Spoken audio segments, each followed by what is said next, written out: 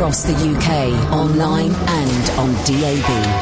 Get an earful of unusual nocturnal emissions with radio's Lord of Misrule, Iain Lee. No relation, thank God. Unfiltered Night Talk with the original king of unconventional conversation. The Late Night Alternative with Iain Lee on Talk Radio.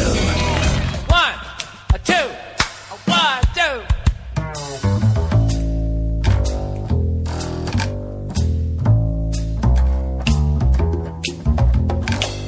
The dollar went down and the president's sick. Who's in charge now? I don't know, take your pick. A new disease every day and the old ones are coming back. Things are looking kind of gray, like they're gonna get black. Don't turn on the TV, don't show me the paper. Don't wanna know he got kidnapped or why they all raped her. I wanna go on vacation till the pressure lets up, but they keep hijacking airplanes and blowing them up. It's been a hard day on the planet. How much is it all worth? It's getting harder to understand it. Things are tough all over on Earth.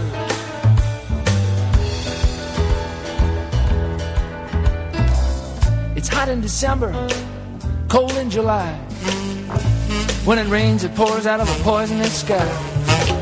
In California, the body counts keep getting higher. It's evil out there, man, that state is always on fire. Everyone has a system, but they can't seem to win.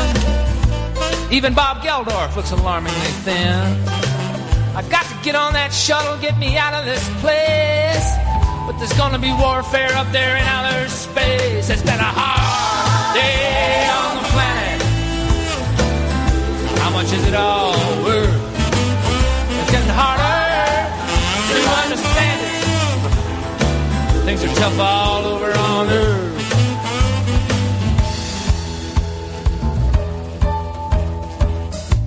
I got clothes on my back and shoes on my feet, a roof over my head and something to eat. My kids are all healthy and my folks are alive. You know, it's amazing, but sometimes I think I'll survive. I got all of my fingers, all of my toes. I'm pretty well off, I guess I suppose.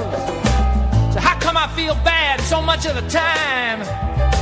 A man ain't an island, John Donne wasn't lying. It's been a hard day on the planet.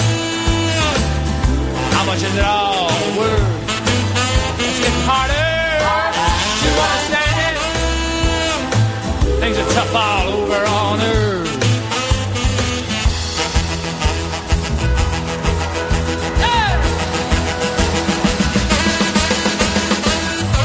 It's business as usual. Some things never change. It's unfair and unkind and unjust, and it's strange. We don't seem to learn, we can't seem to stop. I suppose some explosions might close up the shop, and you know, maybe that would be fine, because we would be off the hook, man. We resolved all the problems, never mind what it took, man. And it all would be over. Finito the end.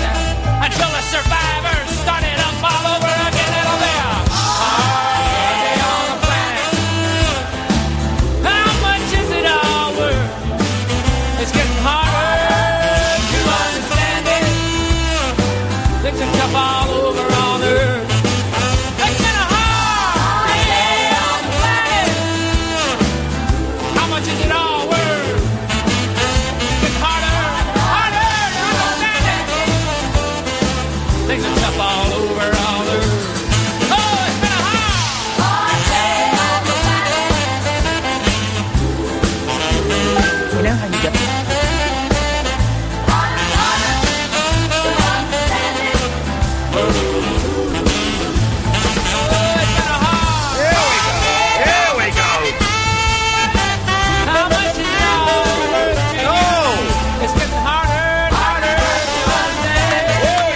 Here we go. Things are tough all over on Earth. Here we go. True, it's been a hard day on the planet. This is it now. This is happening. This is happening. It's getting harder. Yes. Yes, I think so. Here we go. Here's the thing I've learnt. Now, am I speaking into this the right way round? That's not good. That's good. Okay, sounds muffled. look where the badge is. Look where the badge is. That's an excellent metaphor for life. I can't see a badge. There it is. I sound muffled. Yeah, I always sound a bit, Yes. Keep the computer up. Keep the computer tinny up. and unbassy. Yep. When everyone knows I've got cojones. I sound muffled, but listen, guys, what can I tell you? We're live. It's Tuesday, the 19th of March. No. What date is it? It's Wednesday. Wednesday, the 20-somethingth of December. It's exactly 7 minutes past 10. We are live. The last 2 days, for crying out loud, guys, let us have a break. For 2 days. Yes, I've been off for 5 weeks. Yes, I know. Let us have 2 days off. Christmas Day and Boxing Day. Let us bloody well have that off. Put a best of out. What more do you want? Here's what I don't understand. We've got 6 calls lined up and we haven't even started the show this evening. Won't you guys just leave us alone? Guys, calm down. Good evening. Catherine, did you have a good Christmas? I don't care. Listen, here's the thing. I don't care. Also, I was hanging out with you this afternoon. We went out for a nice meal. A nice meal. It was a cheeky Nando's. We've had that conversation. Yeah, we don't need to have it again. We've had the conversation. Let's just say we are now on the other side of Christmas. And, it's that week that everyone thinks is a little bit crappy and a bit... But no, this week's going to be great. This week is going to be great because we're here Wednesday, Thursday, Friday. Then we're here Sunday night. The other lot have put the D team on. Oh, for goodness sakes. Can I just say, though, normally I don't like it when radio stations mix... We've got 6 calls lined up. I don't like it when radio stations... change the... How do we say it in England? Schedule or schedule? Schedule. I don't like it when radio stations change their schedule over the Christmas period. But... it does mean that I can listen to talk radio at 10 o'clock in the morning now that Mike Graham's on instead of... So, there's some good has come out of it. If talk radio is normally a barren place for you at 10 in the morning, Mike Graham's doing it. And he's brilliant. So... sing hosannas. You can listen to that. This is Iain Lee. Catherine Boyle is there. It's the late night alternative. God damn it! We are here tonight. We're here tomorrow. We're here Friday. Sunday night, it's a New Year's Eve special. We don't know what time it starts or what time it finishes. We'll turn up. We will turn up. We will be here, and there will be entertainment. I know it's a 4-hour show. That much I know. I just don't know if it starts an hour earlier or ends an hour later. We just don't know, guys. So if you want to give us a call, you are more than welcome to. I'm not going to give out the phone number because the switchboard is almost full. We've got stuff to talk about tonight. Got content. You can talk about Christmas if you want, but I don't really care. I went and saw... No spoilers. I went and saw... Well, I'll give you one spoiler. Right? I went and saw the new Star Wars movie. Here's a spoiler. It's really boring. Really boring and too long. It's over 2.5 hours. It's 2 hours and 37 minutes. Now, I saw that listed. I thought, that's got to be a misprint. 2 hours, 37 minutes for what is essentially, don't get at me, space nerds. It's a kids' movie, right? And I took my boys, and they were very well behaved, and they sat through it. But I was getting restless. It's too long. When I was a kid, films were 90 minutes, an hour and a half. And that's that story in that film, and I'm not going to do any spoilers, that story could have been told in an hour and a half. And it was boring, man. They sucked the joy out of the Star Wars franchise. I'm not a massive Star Wars fan. I got into it because my kids wanted to see it. So we watched the first 6. And then we just saw the last one just in time for when the film started again. And I enjoyed Force Awakens. I enjoyed Rogue One. The Last Jedi, what a load of crap. Excuse my language, I do apologise. I'm saying the unsayable. It was boring, man. Really boring. I really wanted to enjoy it. And there were some great moments in it, but they were very, very few and very far between. And also, it's kind of a spoiler, but it's not. Don't worry. R2-D2 and C-3PO, right? They're there. Use them. They're the Dogberry and Vergis. They're Rosencrantz and Guildenstern. They're the comic relief. Use them. But no, they hardly got used at all. What a waste of a robot suit and a remote control car. They should have been used more. It was what's the word I'd use to describe it? Pony. It was pony. Absolute pony. And I stumped up top dollar to go and see that. Top dollar. And I'd like a refund, please. So that's tonight's phone-in. Just how crap was the new stuff. And I hate to be all negative. This show is about celebration. It's about embracing. It's about, putting your hands up and going, these things are great. I found a great movie. I found a great album. I found a great song. I found a great picture. I found a great idea. So we don't want to be one of those negative shows. But man alive, it was dull. And then I went to the the barbers today. And now that the barbers have seen me on I'm a Celebrity... Oh, were you on that? Apparently so. They're treating me with the respect that I think has always been deserved. I went in there, they went, "Hey! You ate a pig's vagina!" Imagine that, you walk in... They got you there, though, you did. They did, I did. And they said, yeah, I was watching that, and, yeah, they made you seem a bit backwards on there. So they didn't say backwards, and I went, well, that's editing. But even they, and these are young, these are hip, young men who I can understand maybe 60% of what they say, and even they didn't like the new Star Wars movie, and that to me says. You guys, look,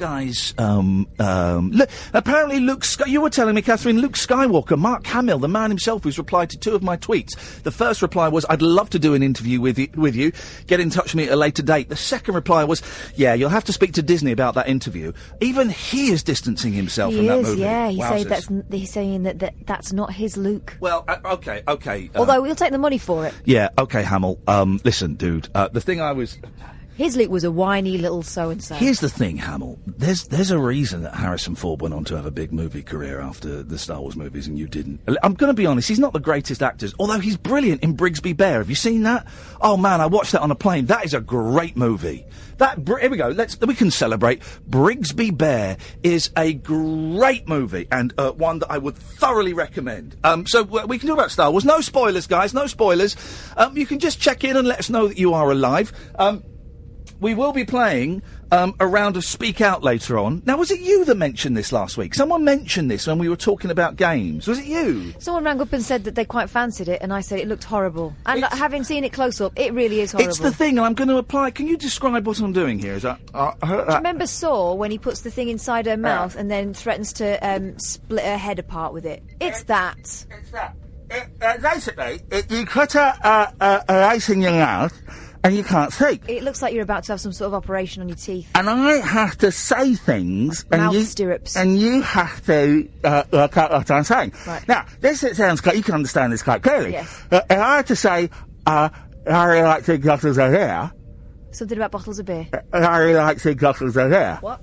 Harry likes big bottles of beer. Barry likes big bottles of beer. There we go. That's it. Because the letter E and the letter He, you can't say them very well. So you find that later on. It actually got quite clear, actually. I got Harry Grayson and I got this in. I don't know why. It makes you look quite like Rylan. We were playing that with the kids yesterday, right? The boys who are going to be 86. Can I have a dry one? Yeah, don't worry. They've all been cleaned. And my youngest didn't want to put it in his mouth. Okay, don't blame him. But he allowed his brother to do it, and so the 8-year-old would say something. So it'd be something like, "There's lots of B's in it because you can't say B's." By the way, Jonathan, Jessica, Callum, Angela, Kadir, Andre, and Elizabeth, stay there. I will be coming to you at some point this evening. I just cannot say when. So he had to say, like, "My big brother smells of bogies," right? So he would go, "Hey, and my youngest would have to guess what he was saying. Mm-hmm. But I don't think my youngest quite got it, because my youngest would then go, with nothing in his mouth, and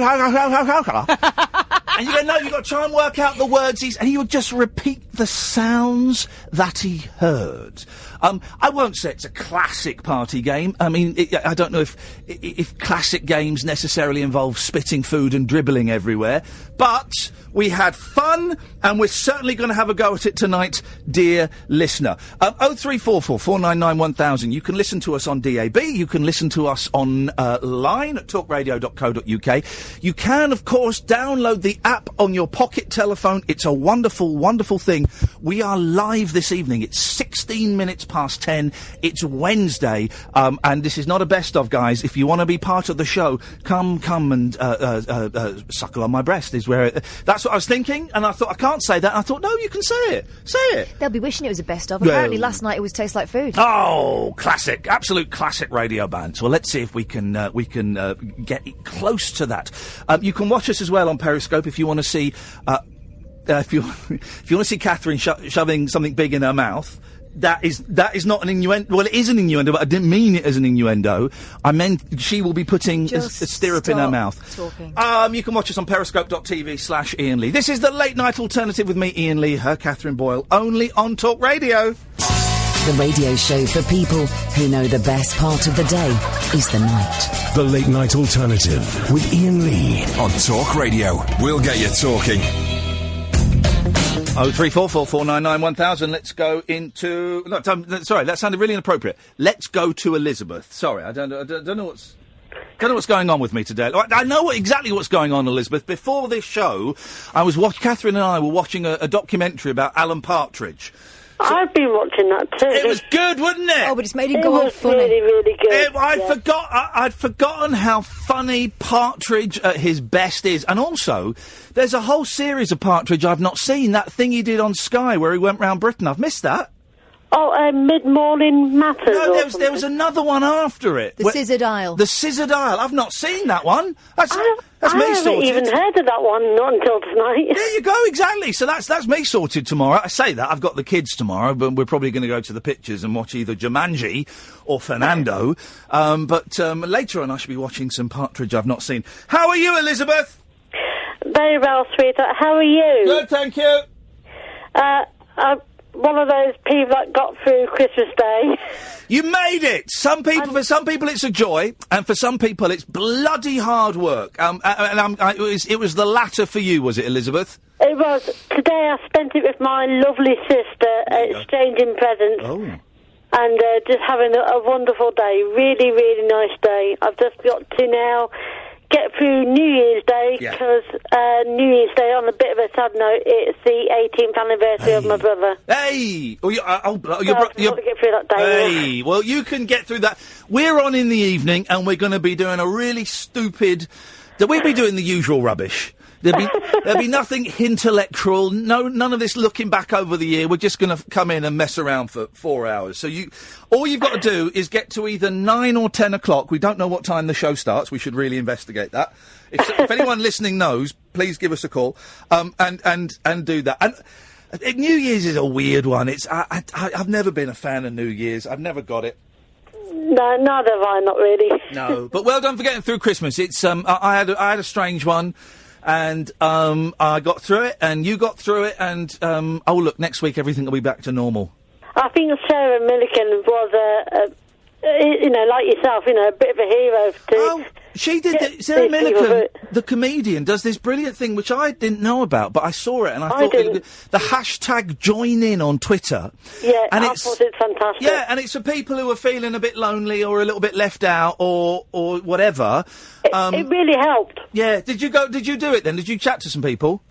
I didn't, no, I just read the hashtag now and again and during the day sort of thing, so yeah. Good for you. See, it's nice, because I think Twitter is more bad than good, but it's kind of nice that that people were kind of being helpful and generous and kind. It was. Yeah. There was so much love and so much support there, and I thought, that was wonderful. Yeah. So, yeah. Did you watch any telly over Christmas? At the moment, I haven't got a clue what I did watch over Christmas. Oh, I think I just mostly listened to some music and listened to the radio. It can be a long day, can't it, Christmas? It can be a long old day. The only thing I watched, because I was with my in-laws, and they're not really kind of TV kind of people, but the only thing I watched was the Doctor Who. Now, last year's Christmas Doctor Who I thought was awful. This one was absolutely brilliant. I've got a confession. Go on. I've got a confession, Ian. Confess, sorry. as long as it's not a murder or something, because that puts me in an awkward position legally. No, I have never watched an episode of Doctor Who, and I've never watched a Star Wars film. Shut the front door. Really? Really? I'd only up until 3 years ago, I'd only seen 2 Star Wars movies, and I'm not saying which 2. You'll have to guess. And I only watched them because I've got kids. But you've never seen a Doctor Who? I've never seen a Doctor Who. Outrageous, Elizabeth. I know, it's not bad. New Year's resolution, start watching Doctor Who. Do you know what? I wouldn't bother. Here's the thing. most TV is rubbish. Yesterday, the family went out for a few hours, and I had a few hours on my own. And I thought, I'll watch something on telly. So I went through the BBC iPlayer, nothing. Yeah. Went through Netflix, nothing. Everything. Most TV programmes are rubbish. And a lot of it, you hear a lot of people saying this, a lot of it is repeatables. It's all repeatables. It's all... Every year, every Christmas, it's the same. It's all repeatables, Catherine. It's all repeatables. It is all repeatables. Thank you very much indeed. It's better than unrepeatables, I suppose, which is another thing altogether. Well, Elizabeth, I'm glad you're alive. I'm glad you're well. Head down. You can get through the rest of this week, and then you come out on Monday, and it's all back to normal. Yay! Cheers, my dears. Take care. Take care, sweetheart. Ta-ta. Bye-bye. Saying that, I did watch one thing on the BBC iPlayer. They've got, for some reason... They've got some old documentaries, but there's only 11 of them, I think, and they're really random. So I started watching an arena from 1981 about the Chelsea Hotel in New York. It was a bit boring.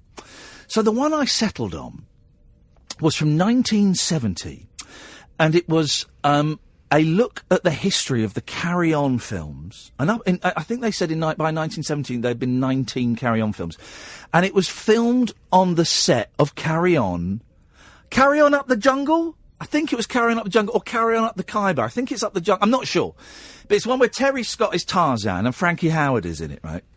And so you feel... And it's quite... I don't like Carry On at all, but it was quite interesting. And so they filmed... You saw bits of them filming and stuff. And then you'd get talking heads from some of the cast. And so you'd have... you see them filming, like, bum jokes and boob jokes. And then you'd have Sid James going, well, marvellous ensemble piece, and we get to marvellous cast to work with. You thought, all right, so they're all being very pretentious. And you get Joan Sims going, well, it's marvellous ensemble piece, and the directors really are absolutely marvellous. But then you got Terry Scott, right? But he's in makeup, he's in his costume for Tarzan, and that means he's topless with a big... blonde bouffant wig going, well, it's absolutely marvellous ensemble piece. You're marvellous. And that's all well and good. And then it cuts to Bernard Bresslaw, right? Blacked up, with earrings in, and, like an afro wig on, because he plays a black man, and he goes...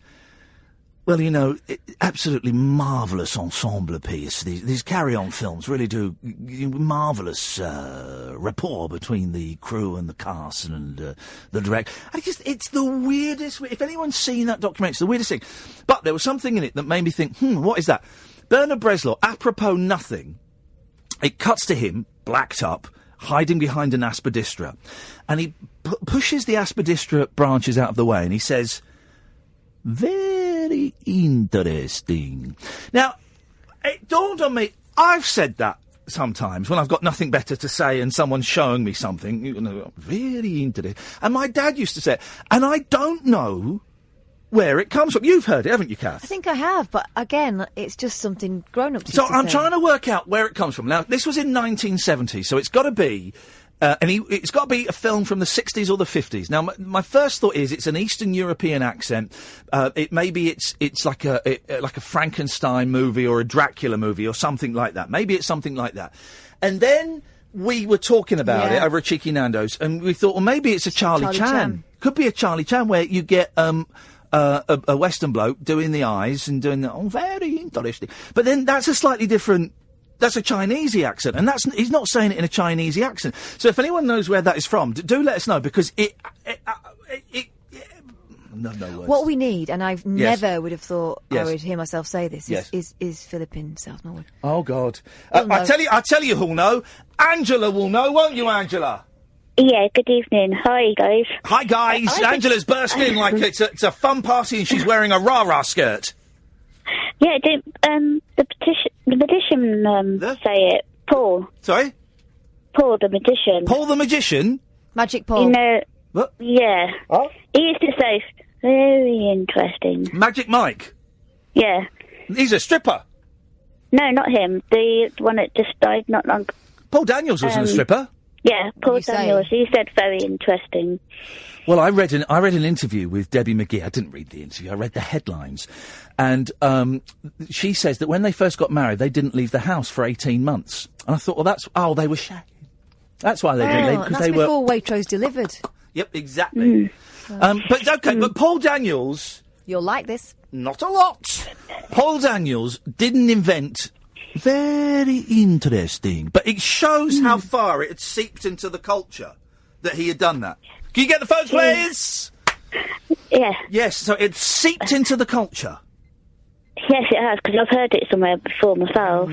Well, someone listening will know. Someone listening is going to be much brainier than me. And anyway, what did you have for Christmas? Sorry? What did you have for Christmas? Turkey. What did you have? Hey! He's still got it! He's still got it! 5 weeks away, sucking up to arseholes, and 2 days off, he's still got it! Next, you set them up, and I will send them sky high. I got an echo. What? An echo. Really? Do you want me to put you on a different line and see if that works?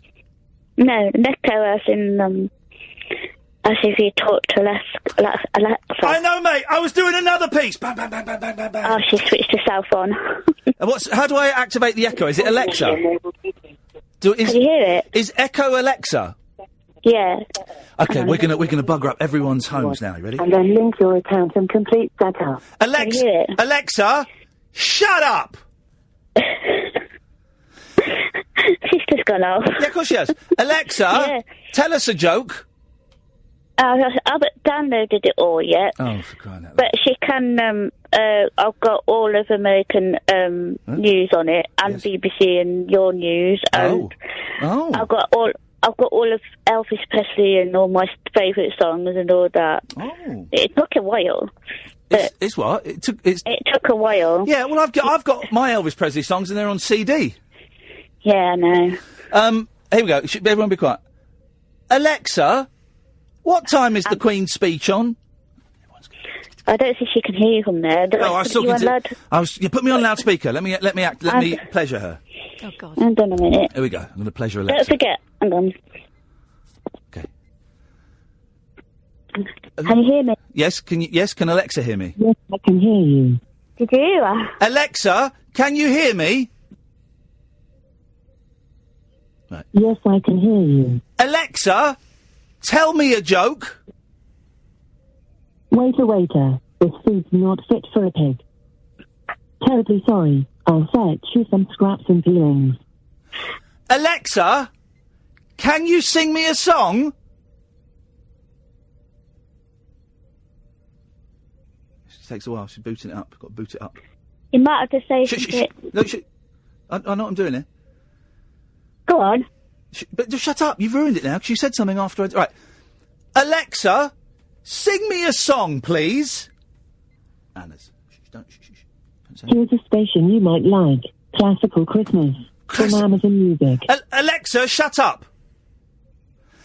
Alexa, can you do a rap, please? Just wait. It's coming. Thinking about it.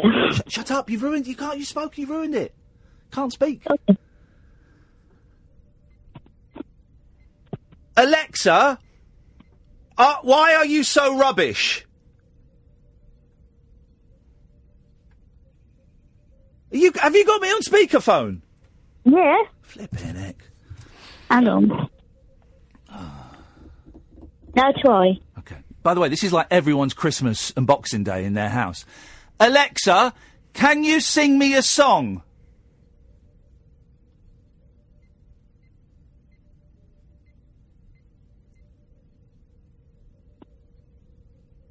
Right, your Alexa's broken, Angela. You want to send that back? That's a dodgy one. Yeah, you got a broken one, love. Thanks for calling. She's got a broken one. She has. Disappointing. If you want me to flirt with your robot appliances, 0344 499 1000. Those machines are racist. My mother-in-law got one. She's Greek. It could understand everybody in the house except for her. Won't talk to her. Will not talk to her. Probably because of Brexit, probably because of racism, and probably just 'cause it was bloody funny. Name, numbers, phone in. Radio. That's it. Break. The Late Night Alternative with Iain Lee. Unfiltered night talk with the original king of unconventional conversation on Talk Radio. We have ways of making you talk. Right, busy old show this evening. Let's go to Caroline, everyone that's waiting on the lines. Busy lines, busy lines. Caroline's just clearing her throat. Caroline, are you ready? You're on air now. Go! Hello, how are you both? Catherine has gone out because she wants fizzy pop. But I'm fine. I always get, when I have a couple of days off, I always get very, very excited about coming back because I love doing this show, right? This is the best job I could ever have. So I always get a bit excited about coming back and I get a bit bouncy, but by 11:30 I'll be knackered and I'll wish I was at home in bed. Anyway, Caroline, what have you got for us? Well, I just want to say I'm a new listener because I saw you on I'm a Celeb. Hey, nice one. Thank you. And my friend and I really love you. We just think you came across very endearing. Uh-oh. And yeah, we just thought you were a great guy. Hey, so nice one. Thank you very much indeed. Did you watch? Are you a big fans of I'm a Celeb? Do you watch it every year? No, I watched it last year, but I don't normally. No, I don't. I'd watch bits of it, right? So I knew the show, but I didn't know it as well as some of the other people that were in there. So I knew that, I knew you lived in the jungle, and I knew you didn't get much food to eat, and I knew you had to get covered in bugs. But then they would keep talking about, like, the cyclone and things like that. Yeah. And I didn't know what they were talking about. But I would pretend that I did, and I go, oh, yeah, the cyclone, I can't wait. Oh, I hope I get to do that. I didn't have a clue what I was talking about, Caroline. I didn't know a bloody thing. So I looked at, and I went for coffee today with Shappy, the first person. Oh, good. Yeah, I'm the first person from the jungle that I've met outside the jungle, I think. Yes, and I had a lovely. I had 2 cups of very strong coffee, and I'm not really drinking caffeine, and I was absolutely off my face by the end of it. But she's going to come in the next couple of weeks and come and hang out on the show a bit. So that'll be nice. I like Shappy a lot. Oh, cool. Yeah. Do you have a good Christmas? Yeah, thank you. Yeah.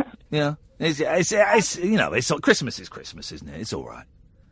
Yeah, it is what it is. I mean, I'm Jewish, so we did a bit, but... So you don't do the full Christmas... I know you're not meant to do the full Christmas vibe, no, but I know that... But it's kind of unavoidable. Yeah. Aren't you supposed to get... Have I got this right? For Hanukkah, aren't you supposed to get a present every day for like a week or something, or 11 days? Supposedly. It's 8 days. 8 days? But now, I don't think anyone actually does the present every day thing. You're joking. But hang on a minute. But surely that's, everyone says, oh, Christmas, it's not about giving, it's receiving. Well, hang on a second. It's nice to receive presents. And if you've got like a little, I was going to say cheat then, and that demeans the entire Jewish faith. So I retract that immediately. But if you've got a thing where you can get a present every day for 8 days, who wouldn't want to milk that? Yeah, but I mean, you can't claim to be religious for the kind of period just to get your presents. Do you know what? I suppose you're right. I suppose the big guy upstairs would notice that that's what was going on and would not be particularly happy. Have you got anything you want to say, Caroline? Yeah, I just wanted to ask if you're ever going to come to Manchester with the Rabbit Hole again. Again? Do you know what? Yes, we are.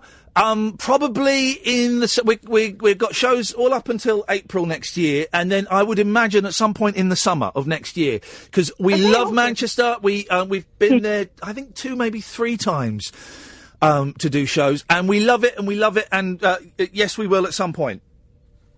Awesome, that's really good. Nice one, Caroline. Nice to talk to you. You too. Thanks a lot. Bye-bye. Bye. I was talking to a nice young lady. Who you couldn't be bothered to talk to because you had to go and get pop. Yeah. You got a Vimto. You got a can So of they Vimto. didn't want Coke. Sorry, did you? Was the time machine in 1983? Right, but apparently no one wants to drink Vimto apart from me. Can I try it? I don't think I've ever had. I've only had Vimto from the concentrate. Yeah. Let's have a look. What is it? Fizzy Vimto tastes like the 70s.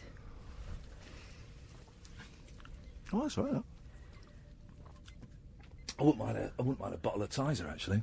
Well, they haven't got any of that. I've got the eyes because I'm eyes drinking Tizer. Wouldn't mind a bit of that. Caroline, you say? Yeah, she was nice. She was nice. Was she better than Angela or the same? Oh, God, she was better. And do you know what? It was quite a intellectual conversation. We talked about different faiths. Funny, those ones always happen when I'm not in the room. Yep. It was brilliant. It was the best conversation we've had, and it showed me off to be very, very clever. And, so that was nice. Let us go to... I tell you pick a line between 1 and 10, but don't pick 2, don't pick 4, and don't pick 6. 9. Flipping it. Well, OK. You say hello. Oh, no, it's not Andre, is it? Hello? Who's that? Who have I got through to? Do you know what, Andre? Because it's Christmas, what? I'm going to keep my mouth shut, and this conversation is entirely between you and Kath. In fact, could you turn my microphone off, please, and let Catherine... No, hang on. Hold on. You said it's what? Yeah. What's been happening in the last week? What's been happening? Is it my birthday? I was saying? Bit of Christmas and that. No, you got it wrong. It's my birthday because, see, what's happened? I woke up, there's loads of bottles and cans everywhere. I thought I'd turn the telly on, but Mary Poppins was on telly. It must have been, and she was putting a blooming coat stand in her handbag or something. It's my birthday, isn't it? Last week. What's been happening? I don't understand it. Then Oliver Twist was on the telly. Must have been my birthday. What's happened the last week? It's been I don't know what's happened. It's my birthday. It's got to be. I normally celebrate it. Is it my birthday? What's happened? I can't. There's dancing people in my living room, or girls running around. It's my birthday. I've had a party. Hello? Who's that? No. Hello? Come on, you can go out now. Go on, out you go. Party's over. It's my birthday's finished. Come on. Let's get the key. Out you go. Go on. Yeah. And you, take her with you.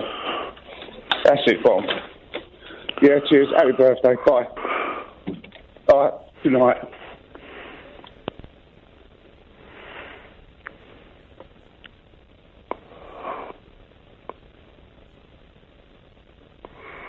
Hello? The wild man of late night radio. The Late Night Alternative with Iain Lee on Talk Radio. We have ways of making you talk.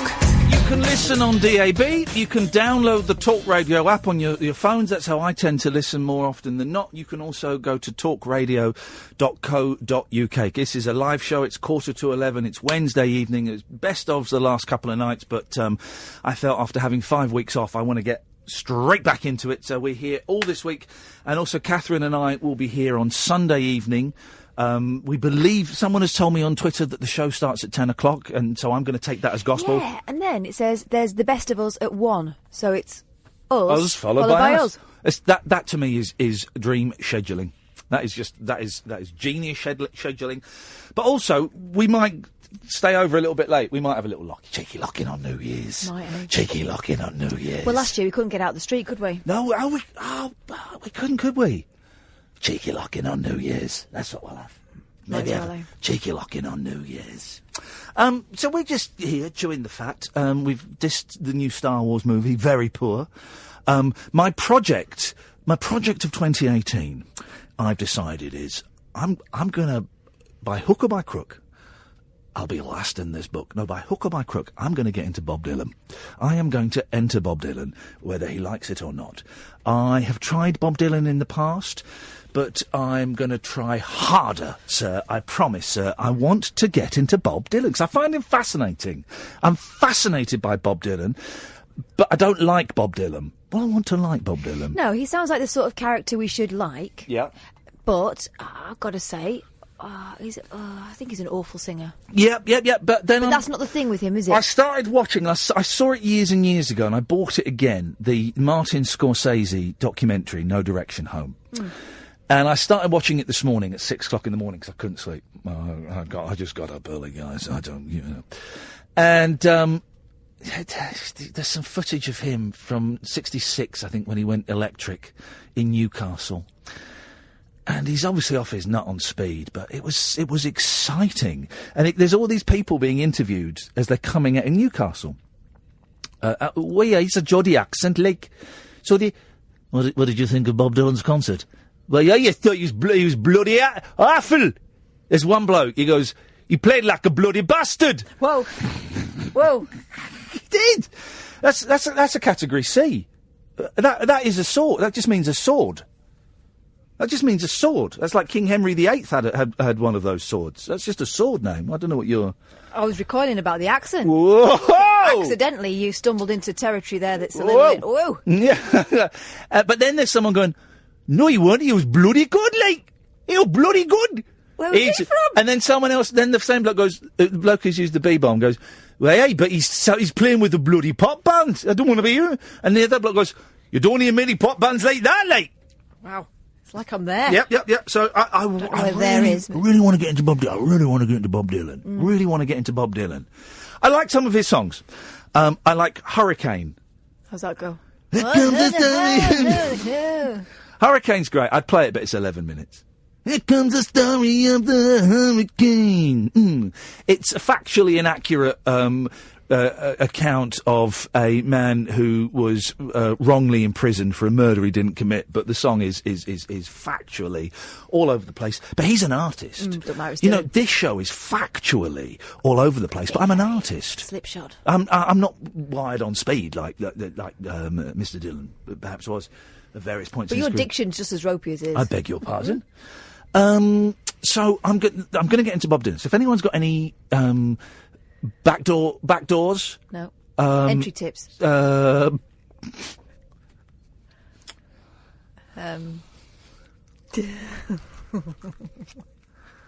this year, I really want to get into Bob Dylan. So if anyone's got any backstage asses... backstage what? Backstage asses. If anyone's got a backstage ass, any secrets or tips on how I can get... What? Any secrets or what? Secrets and tips on how I can get into Bob Dylan. I want secrets and tits on backstage asses. That's your horror. On how to get into Bob Dylan, and guess the call, I think 999,000. I'll call you that. Let's go to Alan Caddick.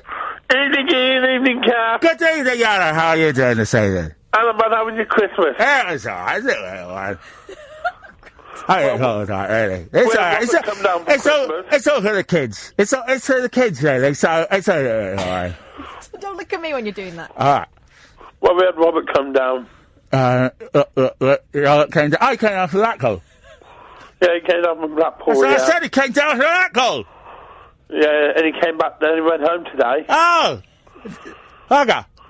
And also, I hear you're going to be on Sunday. Yes, we're going to be doing the New Year's Eve show on Sunday, and I think it's at 10 o'clock at night. We're not totally sure. It's going to be a right old party. Teaming up with Howard Hughes. Sorry? You teaming up with Howard Hughes? No. You're not going. You absolute well end. Okay, thank you. No? Is he gone? What happened? There was a knock at the door and he was gone. He just did! He is not get off! What a twat.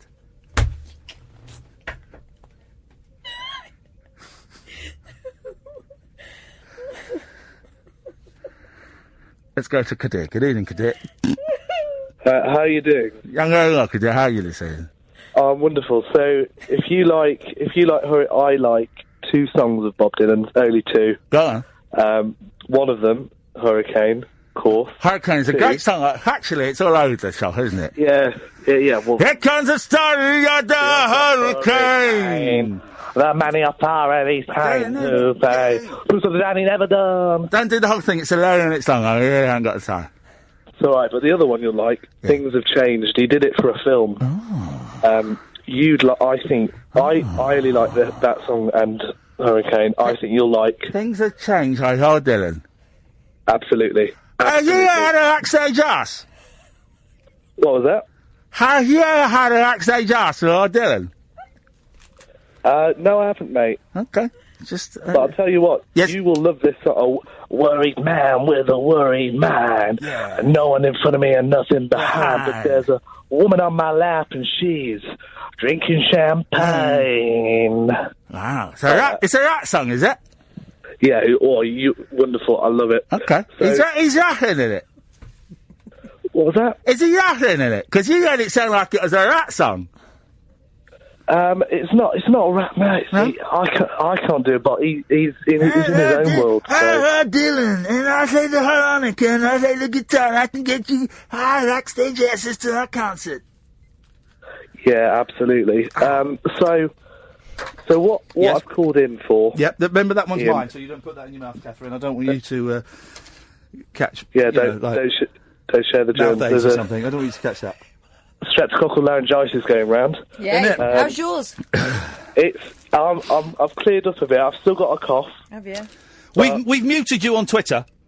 I haven't. Yes, you have. Have I? Who was he? Have we muted Kadir? No.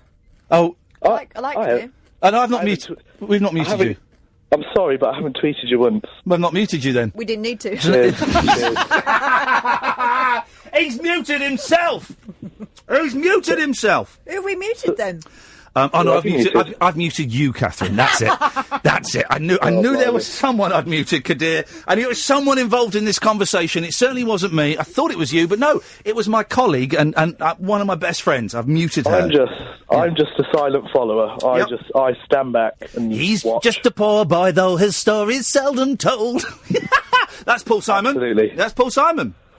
So what I called for today is I've wrote a poem. Wowzers. I know, but I've just thought I had an hour, so... Yeah, we haven't got Spent the whole hour doing the poem? No, the poem Good. is 60 seconds, to be honest. Okay. I tell you what, listen. Get out with the old, in with the new. Away you go, fella. The holidays are over. I don't like poetry on the radio. Don't. I really don't like poetry on the radio. No. I just think it's awful. It makes everyone uncomfortable.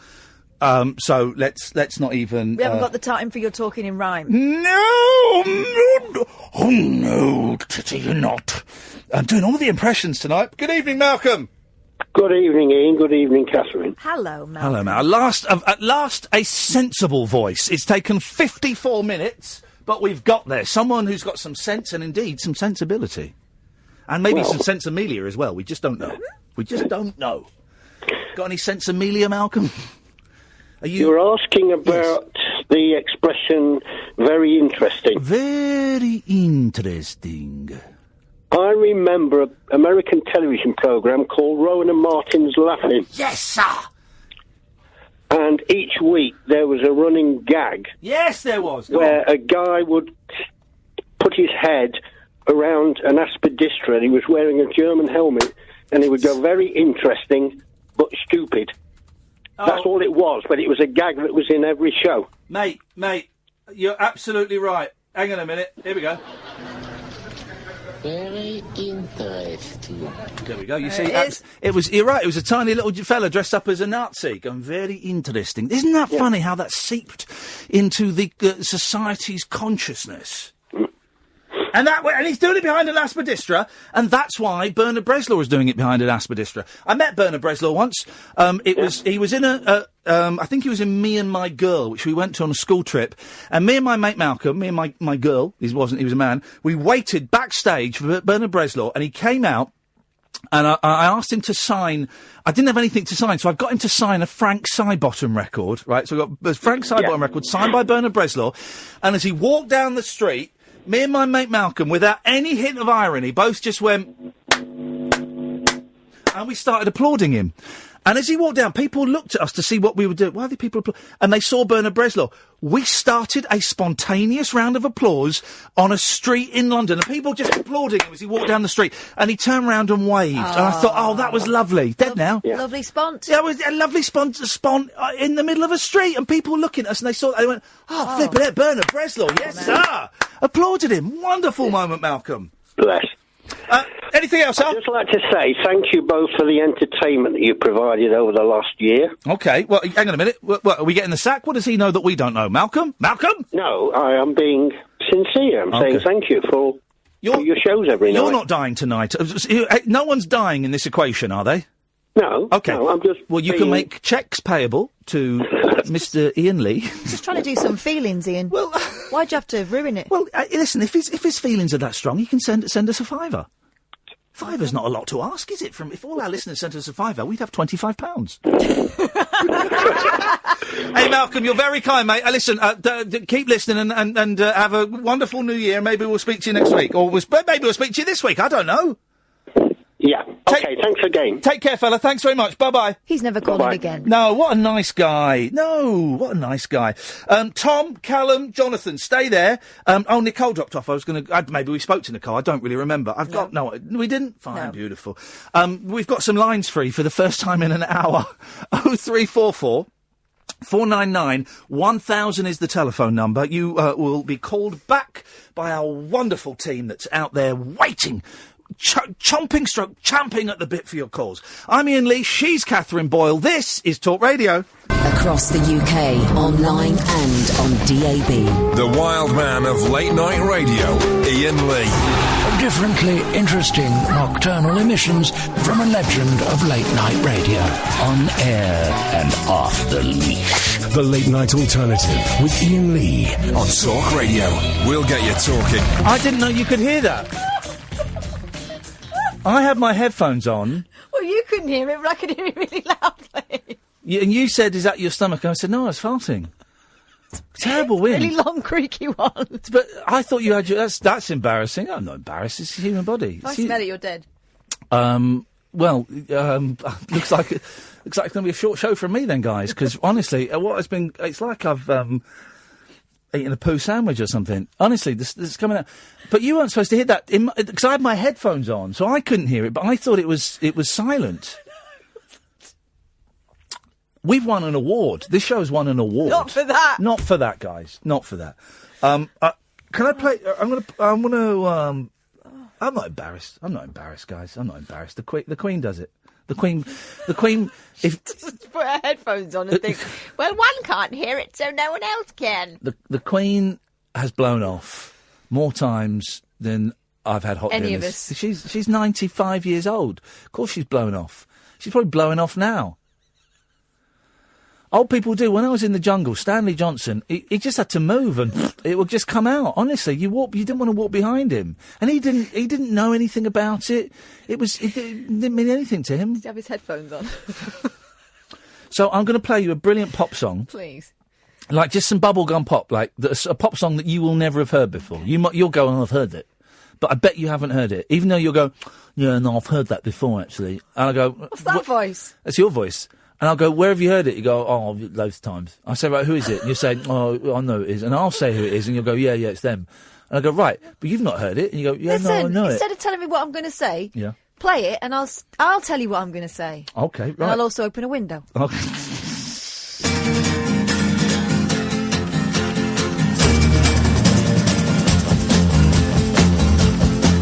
If I had told her that I loved her, she would have stayed till who knows when. But I guess she couldn't understand it when I said I wanna be your friend.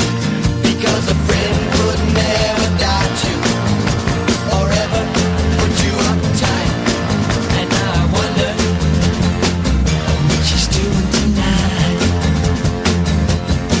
Oh yes, I wonder what she's doing tonight. Oh, I wonder what she's doing tonight.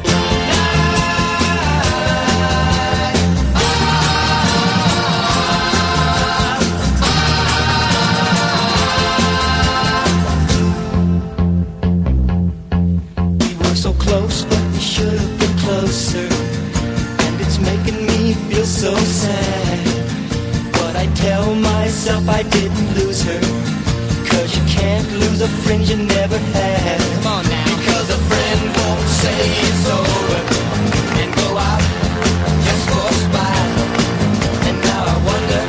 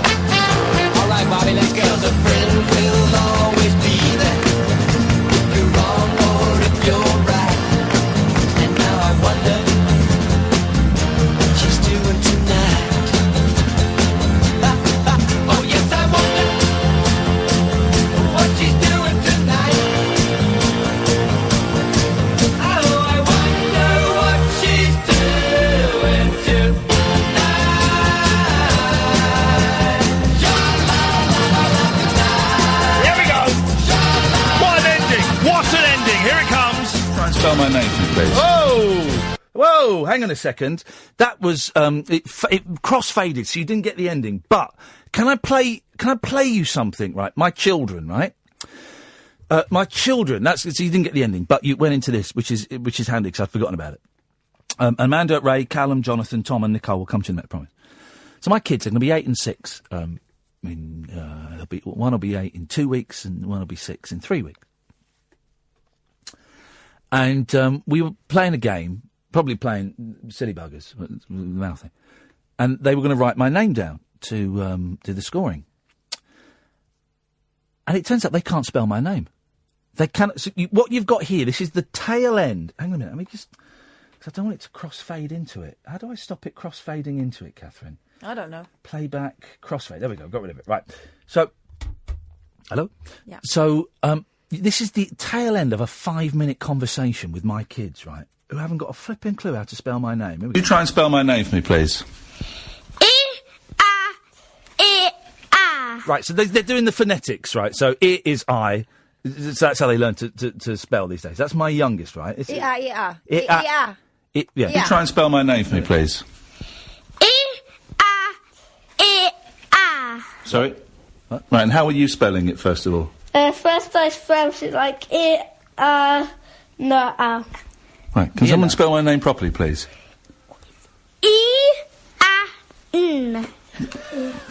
Is it as something? Is it as something? Just say. Yes, it is something, or as I would call it, I-A. I-A. Well, how can you not spell my name? I-A-I-N. Hang on, I-A-I-N. Well done, yes. So it took you 10 minutes. It didn't take us very long. Wait, did he say I-A-I-A? I said No, I-A-I. no. I said I-A. Yeah, but that's wrong. I-A-I-N. I-A-I-N. He said that a million times. No, I-A-I-N. N. He said N a million times. I-A. Those are my children. First thing, when the solicitor's office opens on Tuesday, I'm going there and they're getting written out of the will. That's unbelievable. Well, I'm going to write a will. I haven't written a will. I'm going to write a will, and I'm going to make sure they don't get a penny. They won't be able to read it anyway. Exactamundo, Officer Fonzarelli. Let's go to Nicole. Good evening, Nicole. Nicole? Hello. Hey, there we go. Hey, Nicole, how you doing? I'm good, how are you? Good, thank you very much indeed. What have you got for us on this fine Wednesday evening? I wanted to know, what were the showering conditions like in I'm a Celebrity? The shower was, it was basically, it was a fake rock. It wasn't a real rock, and it was water that was pouring, but it was freezing cold. And that was it. So I would always wash. You'd always wash in your swimmers because you didn't want to be seen naked on TV. So I always had my swimming trunks on, and it was too cold to stand under there. So I'm going to be honest, Nicole, and I apologise for this, but everybody absolutely stank. It was awful. Does that make you happy? Are you happy now, Nicole, knowing that we were all really, really smelly? Would you ever consider being on Big Brother? How much are you offering would be my answer to that. Yeah, I have considered, I've been asked to go, I've been asked if I'd be interested in Big Brother before, and I've always said no. But last year I went for the meeting, but then they didn't make me an offer. But yes, I would go on Big Brother, but I think Big Brother is a freak show. Pardon? I think Big Brother is a freak show. It's all about fighting. Mm-hmm. But yes, I would, if they offered me, how much would they have to offer me to go on Big Brother? If they offered me £50,000, I think I'd go on Big Brother. That's not that much for that thing. If they offered me that or more. Would you get your bum out? Oh God, no. That's an extra tenner. There'll be no nudity involved. But yes, if they asked me, Nicole, and they were offering money, then yes, I would. Which do you prefer, Big Brother or I'm a Celebrity? I'm a Celebrity. Yeah, I think it's a better show. I think it's a much better show. And you enjoyed it this year, did you? Yeah. Good. You are my favourite on it. Hey, thanks, man. Yeah, I've had a few a few young people, and I'm guessing you're young from your voice, a few young people saying that I was their favourite, and I have no idea why, but I am very, very flattered by it, and I'm really pleased as well that so many people have decided to try and listen to this silly radio show as a direct result of me stealing strawberries from hungry campmates and eating rude parts of animals. Thank you. Hey, Nicole, nice one. Thank you. Give us a call again, won't you? Yeah. Take care. Bye-bye. Happy New Year. Can I ask you a personal question, Catherine? Oh, you will anyway. Well, no. How am I doing with the young female callers? Because one of the I'm still living in this kind of very strange world post that silly programme I did. And one of the weirdest twists for me, two of the weirdest twists for me, are that I am recognised in the street by 12-year-olds, which is great. I love it. Absolutely love it. And you saw when we were having a cheeky Nando's, there were a couple of girls. I'd imagine one was 12, maybe one was 13, 14. And they got a bit excited because they saw me. So that happened. You know, that's a thing now. And it will be a thing probably until the middle of January, and then it'll go, and that's great. But I'm finding it very funny, and I'm enjoying it because it's very flattering. And the other weird thing, which is kind of connected, is that young women... And, I mean, you know, I'm going to say, I don't know how old that Nicole was, but I'm going to say between sort of 14 and 16, young women around 15 years old, phone up the show now. And it's great. And I'm so thrilled that they do. Really, really thrilled that they're listening and that some of them are getting the courage to phone up. And again, but just to say, I'm not talking about I'm a celebrity, but if you phone in with a question about it, boom, I'll answer anything you want. But I'm also aware that I am a 44-year-old man. I'm a dad of 2 boys, so I don't really have much contact at the moment with young women. As the boys get older, you know, and they're some way off that. So my question is... You've got nieces? Yeah. They are little, aren't they? They're 10, I think, is the eldest. And I see them like once a year, and the family are over from Sweden, and I see them. Am I doing all right with the young ladies that are phoning up? In as much as, you know, are we speaking enough of a similar language for it to be fun for them? Because I want them to dig it. I want them to get it and enjoy it. And... Well, you know what my daughters are like. Yeah. Well, imagine them, but just a bit more sensible. Okay. Good, because I'm honestly, I'm so thrilled that, honestly, what it does to my ego to have, you know, 12, 13-year-old kids doing double takes as I walk down the high street. Oh, God, I love it. And, you know, I've talked for ages about this, about getting more women callers on the show, though apparently that's a controversial view, and also getting younger people into the show. I've always enjoyed the fact that some of my TV stuff was enjoyed by 15-year-old boys, and some of my radio stuff was enjoyed by 15-year-old boys, because I was a 15-year-old boy, and I remember how important it was when I found Monty Python, and when I found my things, and I held them very close to my chest, and they were my things, and not everyone got them. Let me let you in on a secret. Yeah, go on. It's the same for girls. Well, this is what I'm hoping. It totally is.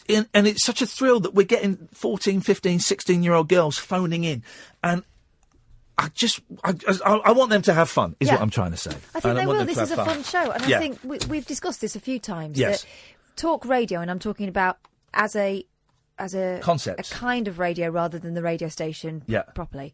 But it's got kind of a fusty old fella image of, you know, where old blokes who are into sort of Brexit and stuff go to have a fight and to trot out the same sort of stuff they bore people down the pub or over Christmas dinner with. This isn't that show. No. And I'm so glad people are seeing that now. Good. Me too. Because do you know something? They're still here. And if it was just about I'm a celebrity, surely they would have got fed up by now, I mean, I'll annoy them at some point and they'll go off in droves, and that's fine. But I'm thrilled. So if you're a young person calling, I mean, we kind of have rules about being under 16 and stuff like that. But, you know, as long as your parents are cool with you phoning up, that's kind of that rule covered. We're welcome to it. I'm going to try and think, but not try too hard, but on ways that I can make sure that you're having fun. But also, I know that some of the long-time listeners who I still love are worried that we're going to skew the show. And I don't think we're going to skew the show.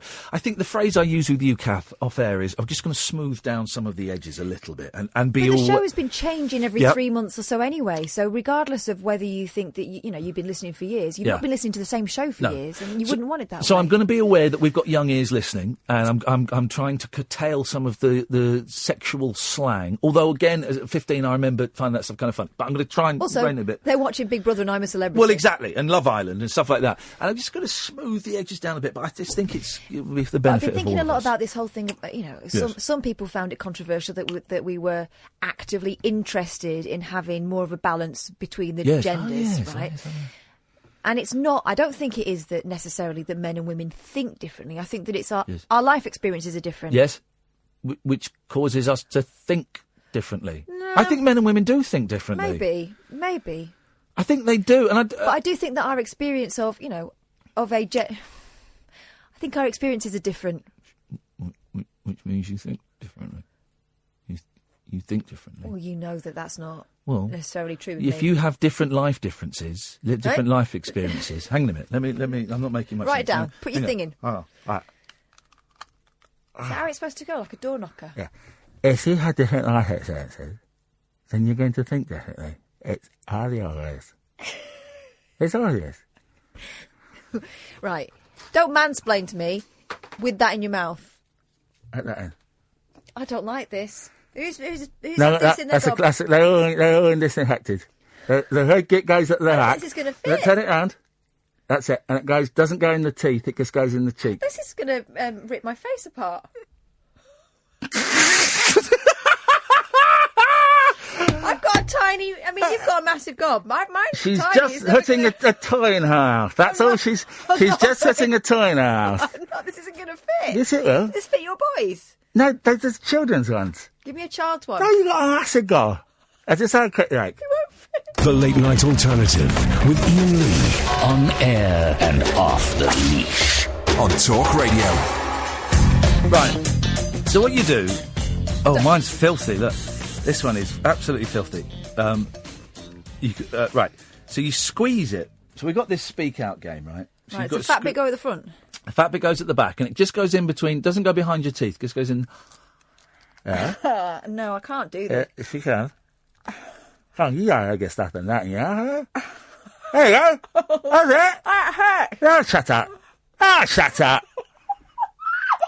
What happened? That hurts. So what? Just this hand. Got a tiny little face. You've got an acid gob. Right. All right. Do one of the kids' ones. You have to speak normally with it. Pardon? Just you are able to speak normally with it. So put that in. All right. I don't like this. Okay. All right. So you can talk normally. I can't. Yes, you can. Say Alex. Say Alex. That's hurting. Oh, shut up. That's a kid's one. No, hurts. Go like the hair scrapers. Go up close to the camera. Go up close to the camera. So I'm eating sweets. Go up close to the camera. You look like those chews that you give the dog and it looks they got those teeth in. Go and have a look. Go on, you look good. Go on.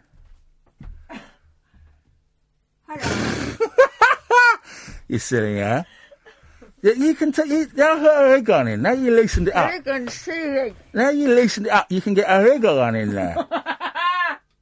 Take out the strong one and put the wriggle on in there. That's it. Now you're going up. You're juiced up now. Yeah. You got it? Oh. Right, get the rig on in there. This is a horrible game. Who invented this? Some sort of sicko. Get the rig on in there. You play this with your children, do you? Yes. Filthy. There we go. There we go. There we go. Now we're talking. There you are. There you go. There. Come on, look at that. Look at the state of that. Bloody hell. Oh, look at the state of that. That is amazing. Look at that. Yeah. Right. Tell you. Right. Okay. Jonathan. Okay. Talk to Jonathan. You talk to Jonathan. Hello, Jonathan. Hello. How you doing? I'm high as a kite. Oh, why? Why? Aye. I've had a revelation. Oh. Go ahead. Yeah, you it'll take a bit of time to explain. That's okay. But you can check it all out on, have Google on standby, because this has just blown my mind. No, you're not going to do that. No, you're not going to do that. No, that's not going to happen. Go on, Jonathan. Yeah, I was reading a book on Christmas, and it was talking about the meaning of names. Yes. And apparently, the meaning of the name Donald John Trump is prideful ruler of the world under the grace of God, whose leadership will excel, surpass, and outdo in triumph. Yes. And then I thought, hang on a minute, that sounds very similar to the name of another world leader, Vladimir Putin. Yes. And Vladimir, it means world prince or universal ruler. And universal ruler roughly translates into Mongolian as Genghis Khan. Yes. So what is the point you are making? What is it? And then I thought, hang on a minute. This is similar to a couple of prophecies by Nostradamus. Oh, yes, I forgot you on Nostradamus, don't you? Yeah, I mentioned on the Howard Hughes show what I thought was the Donald Trump prophecy. But the one directly before it is quite a famous Nostradamus prophecy. Yes. And looking back on it, I think, actually, this is the Putin prophecy. Oh, yeah. And what are the chances of prophecy about Vladimir Putin being followed up by a prophecy about Donald Trump? There's a Putin! And Donald Trump's name means ruler of the world, and Vladimir Putin's name means universal ruler or Genghis Khan. Ah, that's brilliant. Yeah, and I've been going through some of the dates connected with the Putin prophecy and Putin's rise to power. Yes. And they're almost an exact match. So I found the two prophecies about the two current world leaders, and their names both mean ruler of the world and ruler of the universe. That's a load of bullshit. Anything else? Yeah, there is. I wish I could discuss this with Howard Hughes, because it would blow his mind. And I understand. You are blowing me right now. He's blowing me. I could go into so much detail. Yeah. It's staggering. He is blowing me. God. That's it, really. Thanks very much indeed. Can I take this out? Yeah, you can. Sure. Let's go to Callum. Good evening, Callum. Hello, Ian. Hello, Callum. How are you doing? Yeah, I'm good, thank you. Do you know what? I'm all right, although I think I've ripped my lips. Oh, have you? Yeah, I have. I've got dry lips, and I've just extended them beyond their natural thing. I think I've ripped my lips off. Okay. Well, I wonder, because you know, here's the thing, right? This is genuine now. You know, nipples can fall off. Marathon runners often don't have nipples because of the this is why they often wear tape over their nipples, because the friction of their T-shirt rubbing against their nipples for 26.5 miles, it can either cause the nipple to completely wear down smooth, or it can cause the nipple to drop off. And my left foot has gone really manky, right? Because I've got basically trench foot, and every day, like a perfect foot-shaped layer of skin falls off my foot, right? What a charming image. And my foot is getting ever so slightly smaller every single day. It's not. And I wonder if your lips can fall off. If your lips fall off, does your face just sort of like fray? Or are they? Is it underneath? Is it just like black? Is it? I don't know. What can your? Okay, 0344 499 1000. If we've got any doctors listening, can your lips fall off? Please call us now and let us know, because I'm slightly concerned. I'm slightly worried that it may be happening to me. Anyway, Callum, I'm guessing you're not a doctor. You can't help us with the lip inquiry. So let's hear what you've called Talk Radio for this evening. Thank you, sir. Well, I just wanted to say, your show's entertaining, and we're doing it wrong then. It was amazing watching you on I'm Celeb. Oh, hey, nice one, man. Amazing, especially when you were talking about the mental health that I know is a sensitive subject, but it was a real pleasure, hearing you talk about it. Well, I'm glad you. Thank you very much for that. And I've had lots of very nice people send me emails and contact me privately, as well as contact me on Twitter and stuff, and saying that they. Oh, I tell you, I had a really nice email message today on Facebook. I'm not going to read it, and I'm not going to say who it's from, but it was from some guy who basically said that seeing me on that programme talking about depression and anxiety, that he, for the first time in years, first time ever, he's been able to tell his wife that he suffers from depression, and he's had it for years. Because he saw me talking about it on telly. So do you know what? That absolutely made my day, and I sent him. I've not been able to reply to everyone, but I sent him a little reply, because that absolutely made my day. That me being miserable for 3 weeks because it was horrendous. If that has given even one person the courage to go and speak to someone about it, then beautiful. It was all worthwhile. Yeah, definitely. It's nice for me because I'm actually, I get to talk to you. I'm actually talking with someone who has also suffered, So how are you doing, man? What's going on for you? But you don't have to answer that question if you don't want to. No, I had a difficult year. Yeah. I'm not going to lie. It hit me really hard in July, but it's got a lot better lately. Good. Like a real lot better. Yeah. And I knew that I had to talk about it more, and just watching you on I'm a Celeb, it's letting me, if you can talk about it that openly, I can, everyone can. It's a big thing for mental health. Hey, good one, man. Oh, well, listen, I hope. I'm not into think next year will be better and New Year's resolutions and all that stuff. I think that's all rubbish. But if you're saying that things are on the upswing, well, I hope it keeps going that way for a good long time. Thank you. You too, Ian. Nice one, man. Give us a call any time, fella. I will do. Take care, Callum. Ta-ta. Yeah, I've had loads of emails, and I've just been swamped by emails and messages and stuff, and I kind of made a decision. I started replying to them, and then I thought, I just can't. There are hundreds, and I just can't. So I've sort of made the blanket decision not to. But this guy wrote to me, I think it was yesterday or today, I can't remember. And I just thought, flipping it, man. The fact that he's seen me dicking around in a jungle and stealing from, hungry women, has meant that he's been able to go and tell his wife what's going on with him, and he's had it for years. Whoa. Flipping it. If even a tiny portion of, 1% of that is down to me, I'll take that. I will take that. 03444991000 is the phone number. Although, we've got Tom, we've got Amanda, we've got Ray. After that, we've got nothing. So if you want to give us a call, you'd be very, very welcome. I'm Iain Lee. She is Catherine Boyle. This is Talk Radio. Unmissable late night radio with the original king of unconventional conversation. Make contact with Iain Lee. The Late Night Alternative with Iain Lee on Talk Radio. 03444991000. This is live. You've had a best of the last couple of nights, and lots of nice tweets and people saying that entertaining. But it's live. It's 11:32. It's Wednesday night. I'm Iain Lee. You can listen to Talk Radio on DAB. You can download the app. That's how I tend to listen on my phone.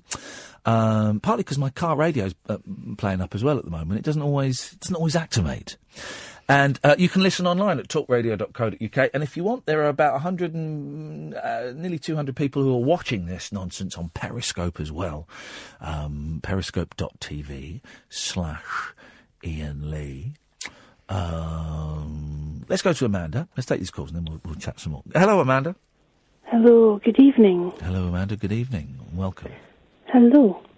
So, I wanted to ask you, I did want to ask you, but then I wanted to ask you about the tongue action in the jungle, but it kind of put me off when you involuntarily farted a wee while ago. Okay, well, no. Can I just scotch the room? It wasn't involuntary. No. It was a controlled, what I thought was a controlled explosion. But you thought it was silent and it wasn't. I do it a lot in the studio, and so it was not involuntary, it was voluntary. I volunteered that. That was my gift to the world. It's like giving birth. Sorry for Catherine. No, God, no. She loves it. I don't. She loves it. I really don't. I mean, it's hardly Hoffman-esque, but it's getting close. It's in that direction. You're violating my nostrils. Yes, there'll be a whole scandal tomorrow on Twitter. You'll come out and say that I've farted in the same room as you, and then loads of women will come out. Yes. Hashtag me too. Hashtag me too. He farted on a bus that I was on once. Yeah, dirty bugger. Dirty bugger. Anyway, Amanda, I'm glad that... Listen, I'm glad that we can talk about this stuff. In fact, in some ways, I think this is the new mental health. The fact that we can talk about blowing off in such an open environment. You're a bit too open about it. There we go. Thank you very much indeed. Yes. Could you close? Please? Anyway, yes, Amanda. Sorry. Yes. No, so I was going to ask you to do some of that tongue action with that thing in your mouth. Right. Okay, let me get... Can you do that? Yes, I can. Tongue action. Okay. Inserting. Okay. What would you like? What would you like me to do? I tell you what, let's play the game. So I got to say a phrase, and you got to guess what I'm saying, right? So play the game. This is the game, right? Okay. So you and Catherine are playing, okay, Amanda? Okay. Ready? Ringhead, dough, and strong salad. Something in strong salad. Yes. Ringhead, dough, and strong salad. Avocado. What? I didn't say avocado. That was a ring red. Red? No. Ring red. Ring red. Ring red. No. I can't say the letter Ring E. bread. Ring red, dough, and strong salad. And strong salad. What the hell is strong salad? Doesn't matter. It's just a thing. Okay. Okay. The Prickly Pines. What? The Prickly Pines. Prickly Pines? Turn hair green. These sentences don't make sense. Turn pear green. Yeah, go 2-0. First one to high is the winner. I'm terribly proud of your behaviour. Terribly proud of your inhaler. I'm terribly proud of your behaviour. There we go, thank you. You're terrible at this, Amanda. Okay. Oh, God, here we go. Guy. No, you, not the lady. Something you, not the baby? Yeah. Guy. No, you, not the lady. Guy. No, you, not the lady. Come on, cry out loud. Where'd I pie? Guy. No, you, not... wave bye-bye. No, you, not the baby. There we go, 3-0. Where'd I pie? Okay. That's difficult. That's too difficult. This is worse than Mastermind. Yeah, okay. This is what I should do. I've got restricted oxygen in here as well. I'm terribly proud of your behaviour. You've already done that one. I did that one. Terribly proud of your behaviour. Terribly proud of your inhaler. Okay. Here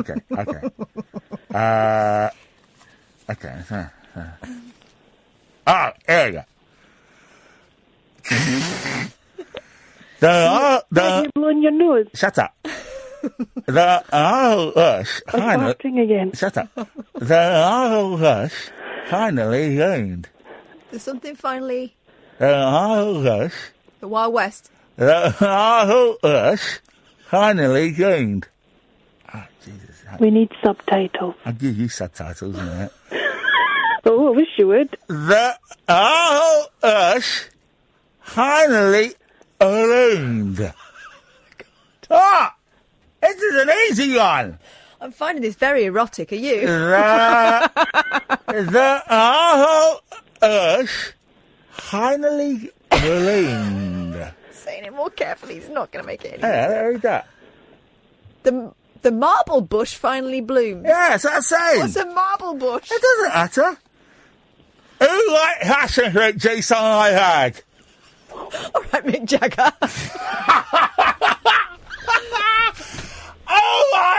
Who liked passion fruit juice on my bag? Who wipes apple juice on my bag? Passion fruit juice. Vaseline. You know what you need? Vaseline for your lips. Vaseline. Where's the Vaseline? Ow, flipping it. Take it out. Sorry, Mum. Don't put it in there again, otherwise we're going to the doctor. I think my lips are falling That reminds me, my kids have started watching this thing called Operation Ouch, right? Yeah. In every single episode, it seems that some kid's rammed something that shouldn't go up its nose. Yeah. And they tell stories. You know, like you hear about I've got friends who are nurses, and they've had to retrieve things that have been put where they shouldn't. Yeah. And there's always a tall story. It starts when they're kids. Yeah. Right, here's one. Here we go. How did the fake gemstones, end up Colin's nose? Well, apparently he was balancing them like a seal and they fell in there. No, he wasn't.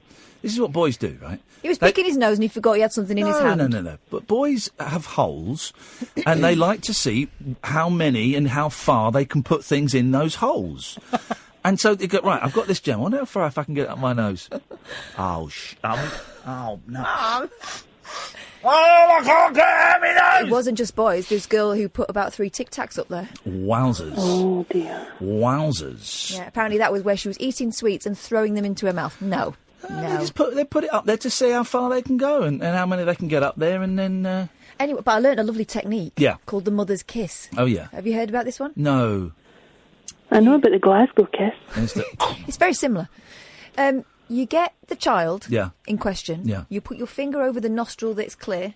Yeah. And then you tip his head back. Yeah. You blow into his mouth really hard. And it comes out. And it comes out the other nostril. Here's the thing, I can dig that, because I don't know if I think it was last year in I'm a Celebrity. Sorry to bang on about it, but they told me about this a lot. Fatima Whitbread got a cockroach stuck up her nose. Right? Big cockroach crawled up her nose, right? And, because I spoke to Dr. Bob. Turns out he's not a doctor. Is he? No, he's a medic. And it's called Medic Bob. Yeah, and he explained to me what happened. He said it was up there for 5 minutes, and it was alive, and it was just crawling further and further up, and it's like a little ledge at the top behind the nose, and he said it got stuck there. And he said, so what we had to do was get a hose pipe, stick it up that nostril, and he said to Fatima, right, I'm going to turn the tap on. When you feel water go up your nose, you got a cough. And so he pushed this thing up there, sprayed water up her nose, told her to cough, and it came out of her mouth. Yeah. Isn't that dirty? Dirty buggers. Well, I hope you feel satisfied, Amanda, because you've really taken this show to a new low that I didn't think was possible, Amanda, but we've plumbed the depths with you, so I hope you're proud of yourself, young lady. Oh dear. I didn't even get to ask my question. Oh, go on, what was your question? Well, you were talking about stuff for the youngsters, so I'm in my 40s. Yes. So what about Strictly? Would you do Strictly? Oh, God, I'd love to do Strictly. Oh, that would be great. They'd never asked me to do that, but I would love to do Strictly. Why would they not ask I'm not that kind of person. They have a very BBC-type person. And, maybe one day, but at the moment they wouldn't. But I'd love to do Strictly. That would be great, because you learn a skill. Yeah. You learn a skill. And I'm also, as Catherine will tell you, I'm a bloody good dancer.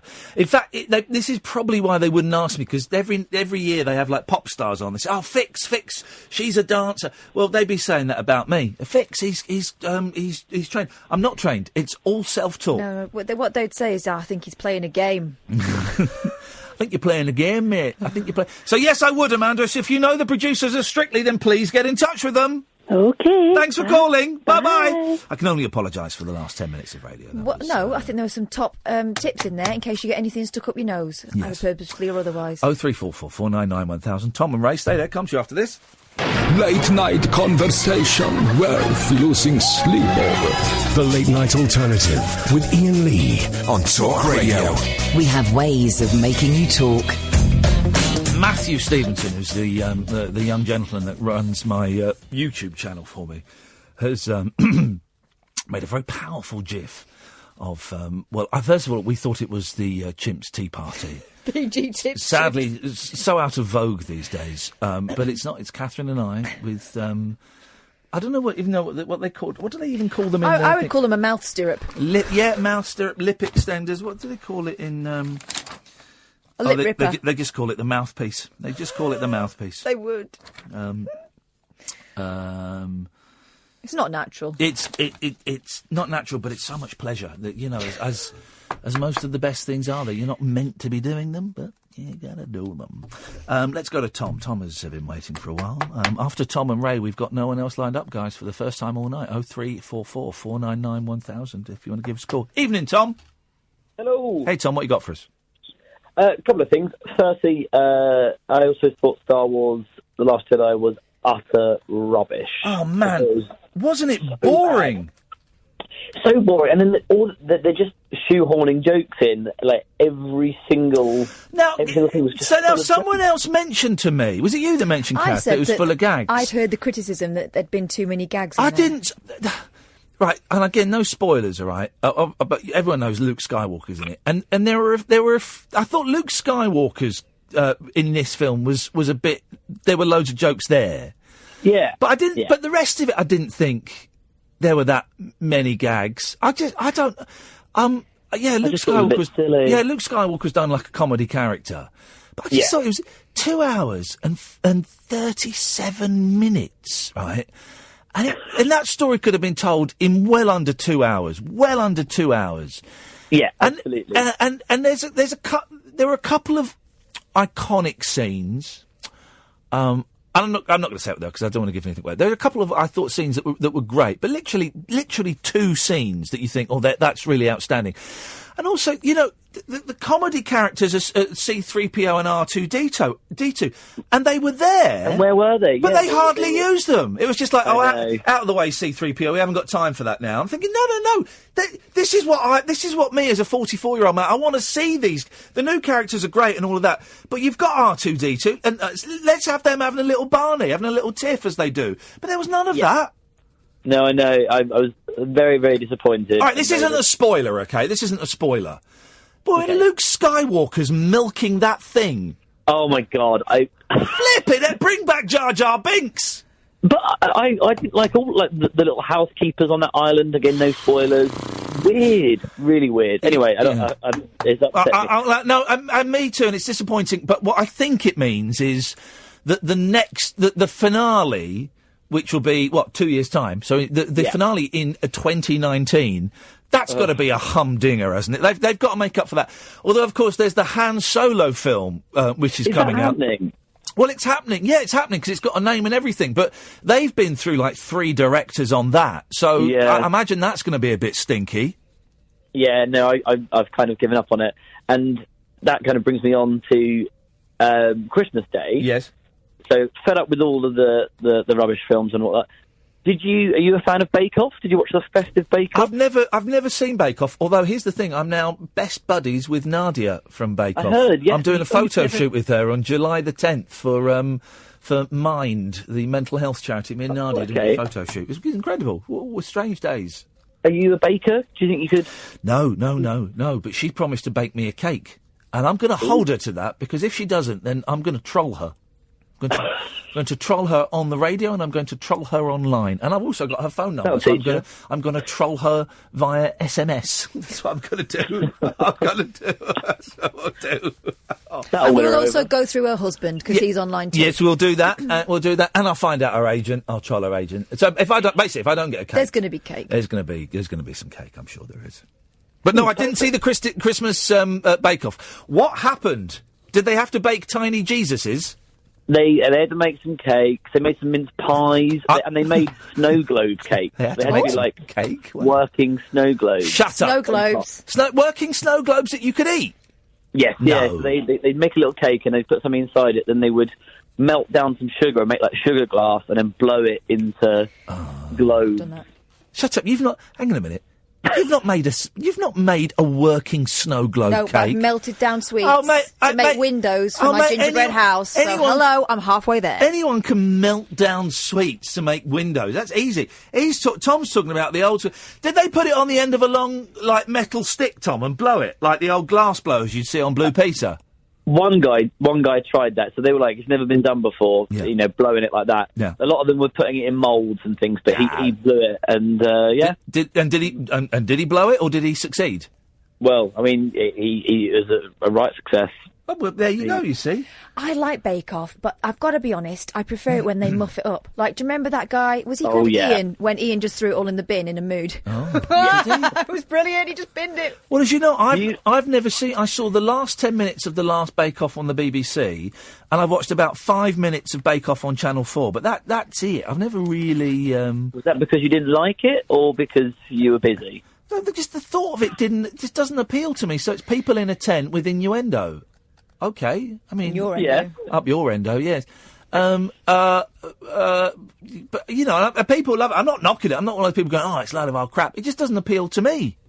So if Channel 4 came to you and they're like, Ian, we want you to do Bake Off, we want you to be a contestant, I don't know why you'd be doing it, would you consider it? If there was money involved, I would consider absolutely anything, Tom, because not the pride of being the world's best comedy baker. Well, no, I can't cook. I can't. But you also, might learn some skills. They wouldn't. I don't think you get paid because they do like charity bake-offs, don't they? And you wouldn't get paid for that. I was up for being on. You know the Hunted programme.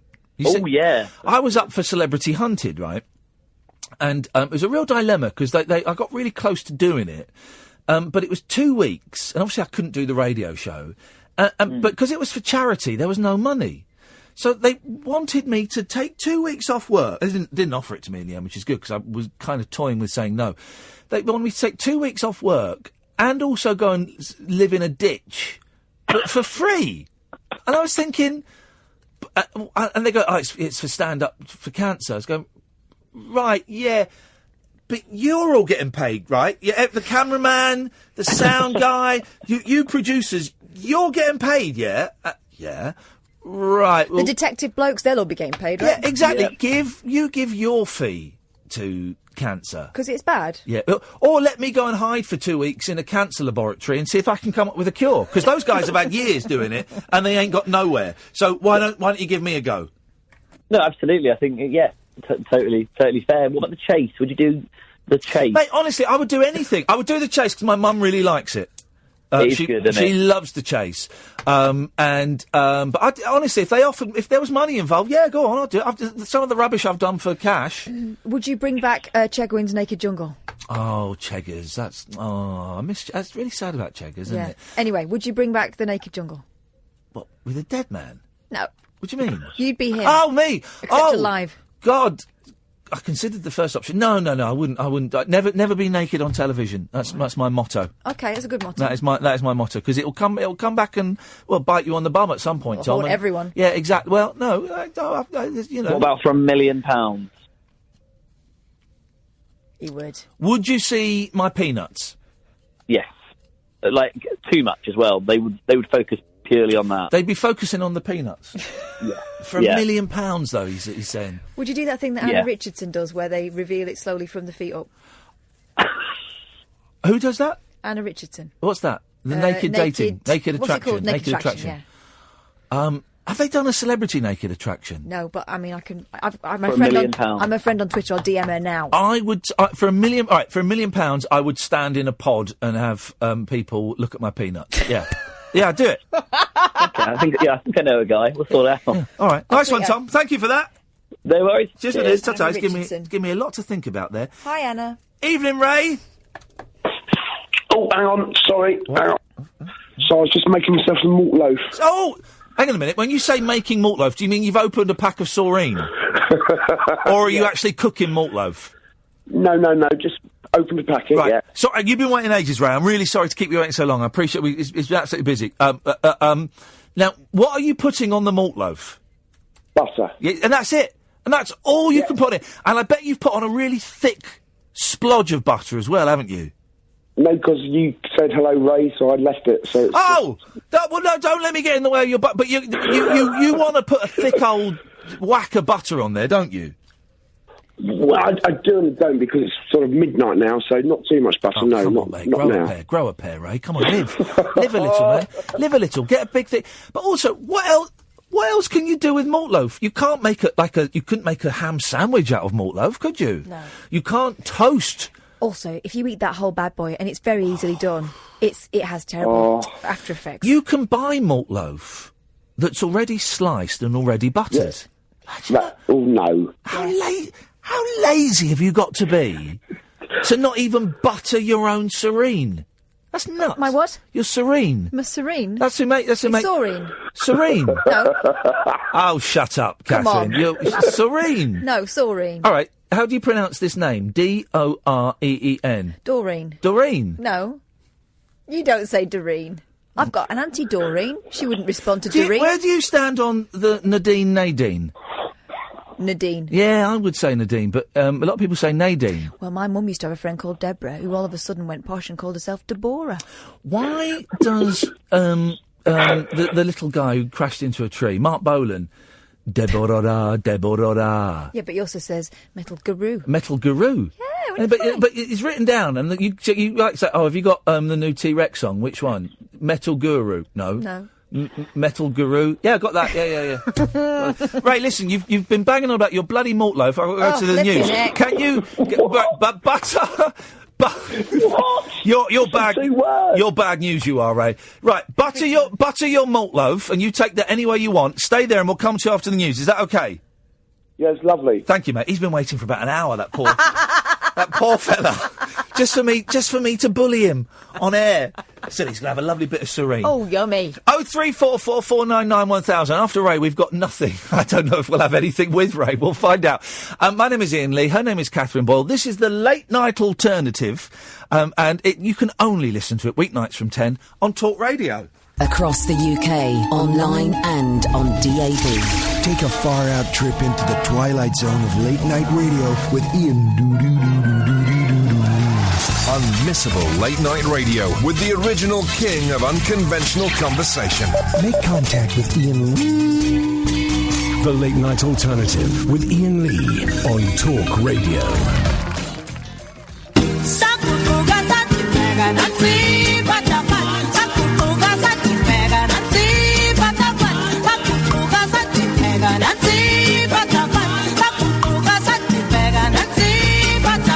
It's a little bit funny, this feeling inside. I'm not one of those who can easily hide. I don't have much money, but boy, if I did, I'd buy a big house where we both could live. If I was a sculptor, but then again, no, or a man who makes potions in the traveling show. I know it's not much, but it's the best I can do. My gift is my song, and this one's for you. This is your song.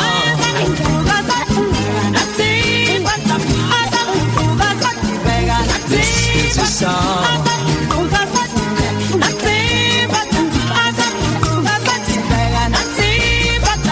So excuse me for getting George, you're a fanny.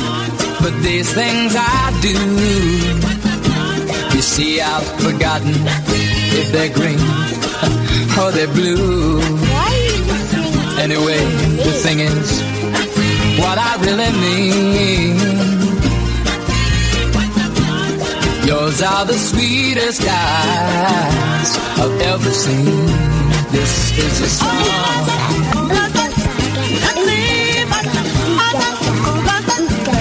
This is a song.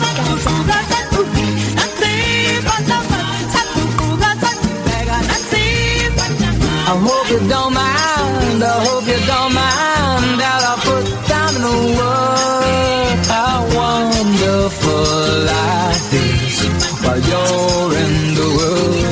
This is a song. I like the voice of these. I like this is a song.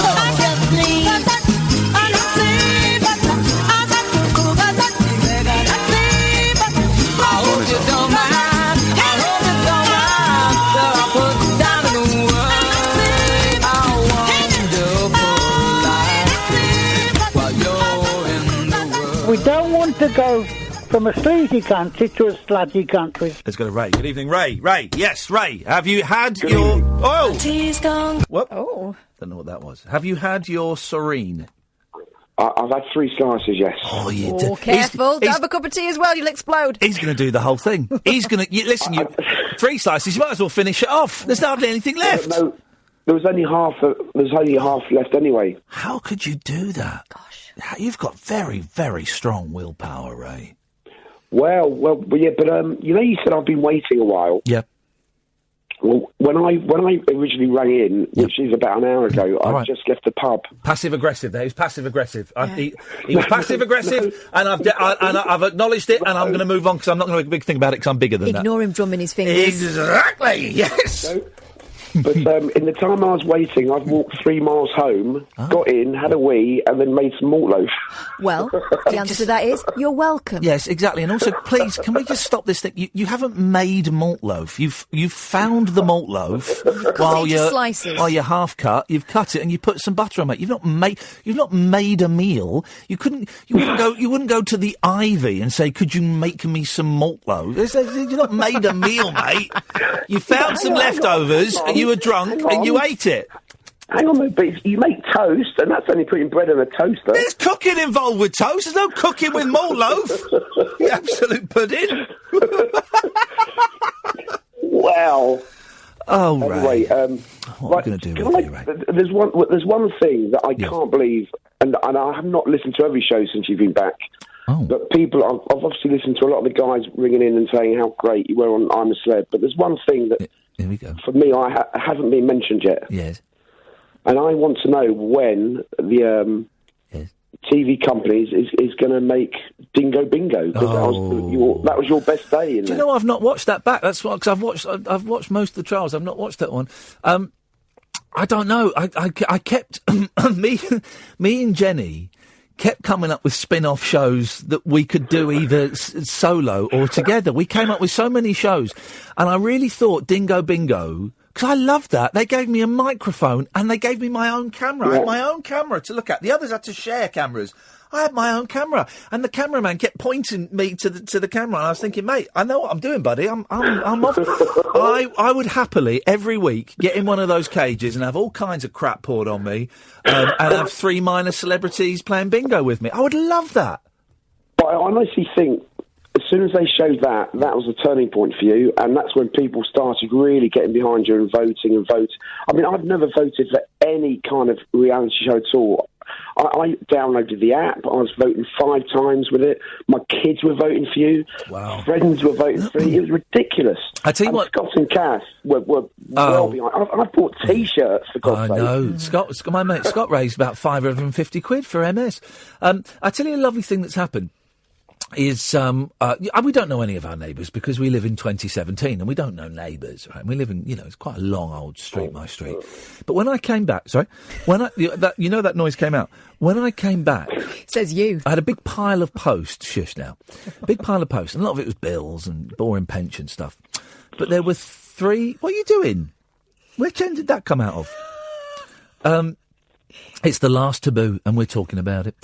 There were 3 cards from kids in the street. 3 cards from different houses saying, we really enjoyed your show from the Johnsons at number 28. And another one, we really enjoyed it from, I'm not giving their real... What are you doing? What is going on with you, Ray? Sorry, that's the malt loaf, I think. Flipping heck, mate. Hear that? I guess, we're hearing all of it. No, sorry. The first one was I undone my zip. Sorry, is that? What? Jesus, it's not that kind of call. I can make it that kind of call if you want. Hang on. Oh, here we go. No, it's my sweat top zip, not my jeans zip. Are you feeling horny? Sorry, I played that game. I played that game earlier. It should go straight in the bin. It's a dreadful thing. It's Satan. I want you to touch yourself. Oh, stop it! Ow. Hey, it's my turn to bring a game in tomorrow, isn't it? Have you changed hats? You've changed hat. You weren't wearing that. You were wearing a light hat when you came in. Have you changed? He's changed hats, Catherine. No. He was wearing a light hat. He was wearing a light hat. He was wearing a light hat when he came in. Yeah, I'm suspicious. Can I also? I need to thank you as well. Oh, here we go. Go on. Well, because I opened an online betting account when I was working for a security firm last year. Yes. And I was working at Royal Ascot, so I thought when I was working at Ascot I might have a couple of bets, but then in the end I didn't. So I got an email through a few weeks ago saying if you don't have a bet in the next couple of days, we're going to charge you an admin fee. Oh.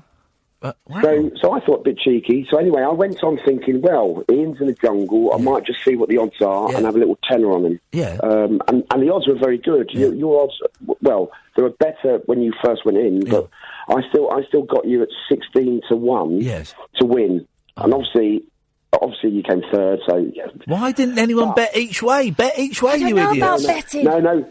But as I was about to come out of there, I then saw the Sports Personality of the Year was also on there. Yeah. And Mo Farah was 26-1, so I had 20 quid on him. Oh, you got... so, hang on, so...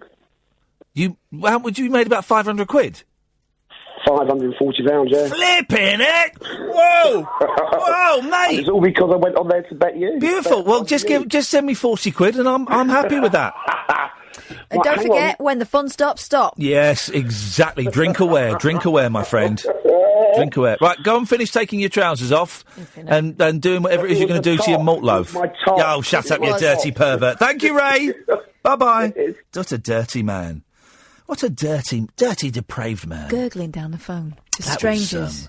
That was outrageous. And that's it. We haven't got any phone calls for the first time in 2.25 hours. 2.25 hours. We haven't got any phone calls. I love it. I see the joy of coming in at, just before 10 o'clock and the switchboard being empty, and suddenly, while the news is going on, 7 calls racked up. Wonderful. We haven't got any calls now, dear listeners, so if you've been thinking, I might give a call, I might not, now would be a really good time. 0344 499 1000. You don't have to have anything to say. No.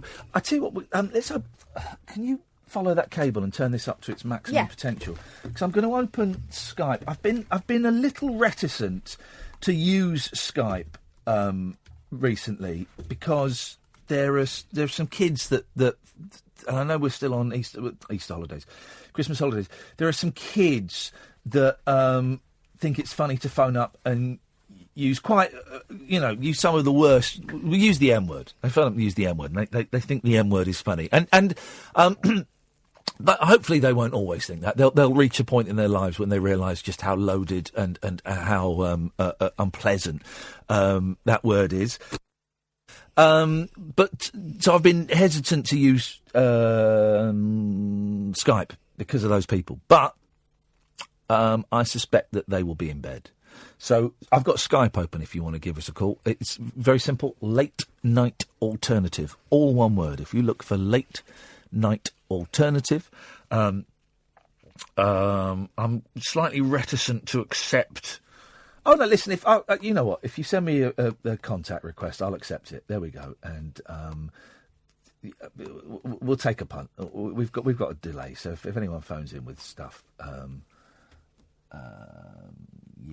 then we'll take a little punt. So if you want to give us a call on Late Night Alternative, then you can do. If anyone can phone in and defend the new Star Wars film, if anybody has seen it and's going, what is this dissing of it? I didn't think it was that packed with gags, although Skywalker's scenes, it was a lot of metaphorical winks to camera. And I'm wondering if there was even a literal wink to camera at one point. Maybe not. Maybe I imagined that. But I'm sure there'll be some people out there who went and saw it and loved it and thought it was an absolute masterpiece. I'm coming to the idea, Catherine, that most things are rubbish. most things are rubbish. Right. That's what I'm coming Based around. on... Well, let's try this call. Line 3, you're on the wireless. Hello? Yeah, you're on the air. Oh, yeah, Star Wars. Good film. But the new one? I've never seen it. Right. Well, but that's what we were talking about. Star Wars is a good film, yes.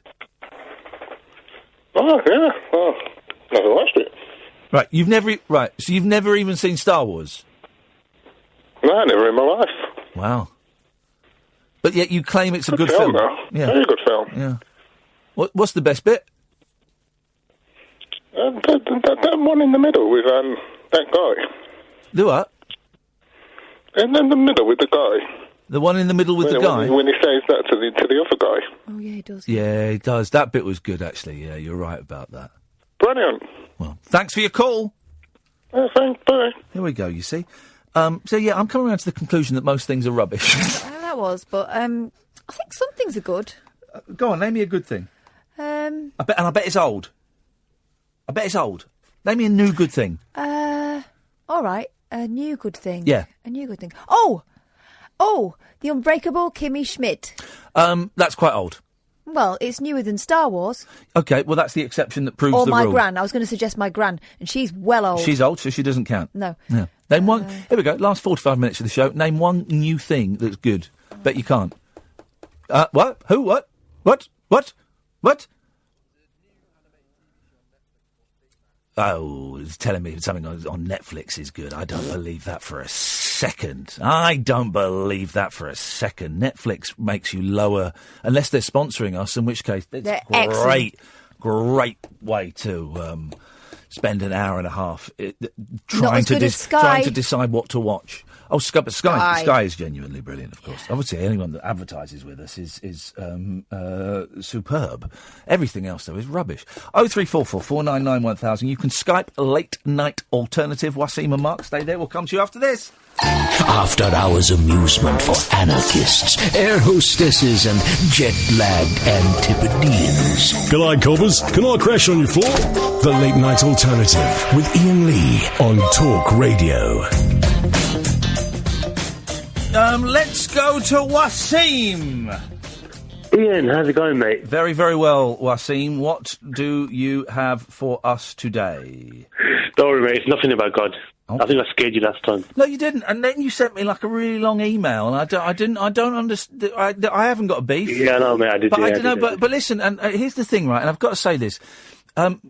You had plenty of time. You were cut off in the way that everyone is cut off by the nature of the show. So don't take it as a dig or anything. Oh, no, mate. No. I don't think. I think you're a really good guy, mate. See, that's why I love your radio show. I really love your radio show. I'm a great guy. Yeah, you're a great guy, and Kath's a great woman as well. Yep. I'm all right. Well, she's all right. I was wondering, mate, did you watch EastEnders last week? No, mate. No. We did a bit. Did we? You don't know what you missed, mate. Well, you're right. I literally don't know what I missed. Max and Stacey getting sizzly. Oh. No. Abby and Lauren jumped off the roof for the Vic. Literally no idea who those people are or why they would do that, because the Vic isn't that high. It wouldn't kill you. Really? Yes, Vic's not that high. Well, have you been there? Yeah, do you know, I have actually been there. I've been to Albert Square. I've been to Bournemouth. Yeah, I've been to Albert Square when I was about 16. I got a picture of me looking all geeky in a leather jacket in Albert Square. Totally true. But also, it's a two-storey building. Jumping off that. I wouldn't advocate. Yeah, I wouldn't be surprised, man. I used to do a lot of extra work myself. What we need one of our listeners. I'm joking. I am joking. No, I don't mind jumping off, mate. Well, no. I don't know who those people are. Did they die? One of them died. One of them is permanently injured, I'm guessing. We're still going to find out, mate. But I wanted to ask you about how was the toilet situation in the jungle? The toilet? Yeah, the toilet situation. Well, you had a wooden seat with a hole on, and it was behind a Hessian curtain. There was no camera in there, but you had to wear a microphone. And every day, two people had to go and change the dunny. So you would go and get a new sort of barrel that had chemicals in. You would go and get the old one out. You put the lid on. Here's the weird thing, right? You didn't look in there because it was full of, toilets. Skid marks. Well, no, it was full of feces, fecal matter and urine and women's things. But Toff, whenever it was her turn to change the dunny, would look in there. Oh, God. She would look. She'd make a point of telling us that she'd looked in there. Disgusting. But that was it. But here's the thing. Everyone was constipated, so people didn't go for days on end. Yeah, but mate, to be honest with you, I didn't really think women go for a poo anyway.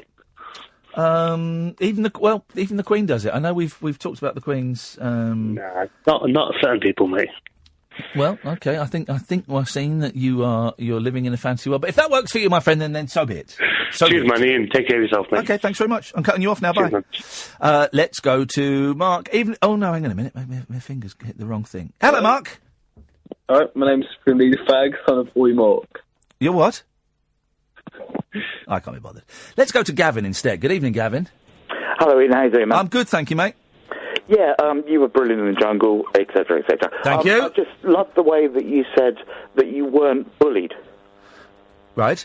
I think that was a really good expression. Over the festive period, I spent a lot of time with my family. Yes.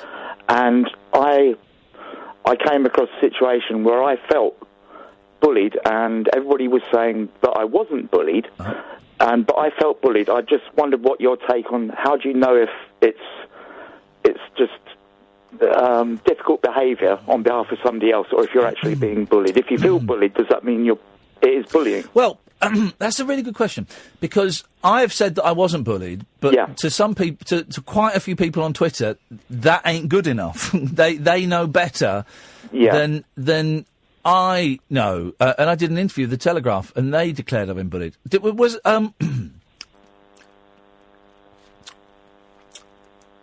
Okay, maybe I was a tiny bit bullied. There we go. Does that make things better? Yeah, but does that make it easier?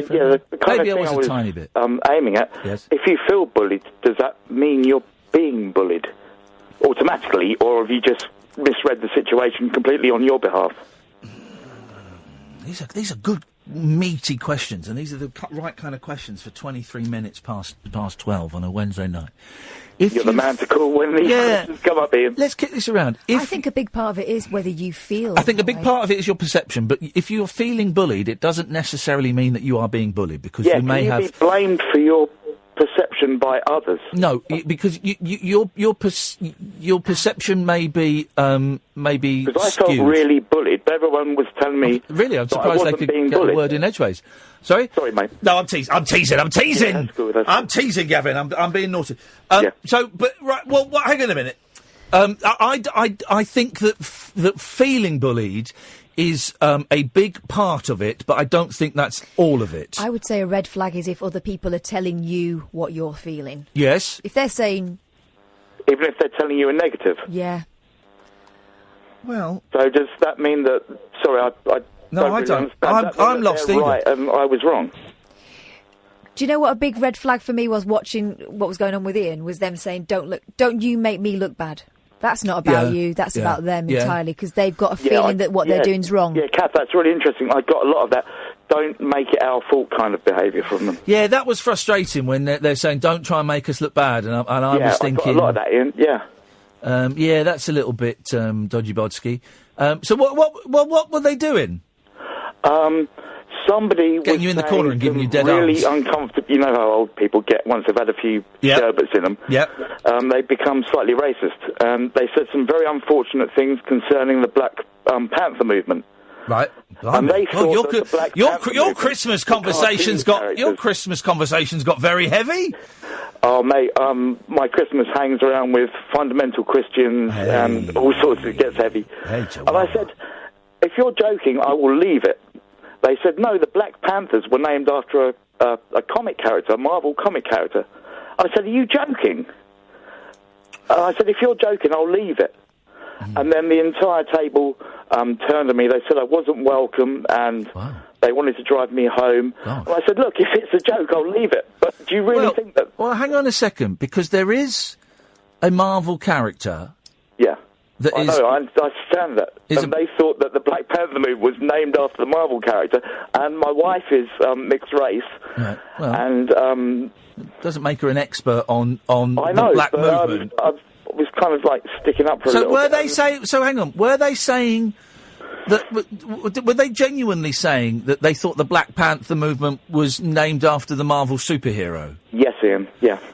So they genuinely believed that? Yes, mate. And I said on numerous occasions, is this a joke? If it's a joke, I'll leave it. You know, the joke's good. But if they genuinely thought that... No, they believed it. If they genuinely thought that...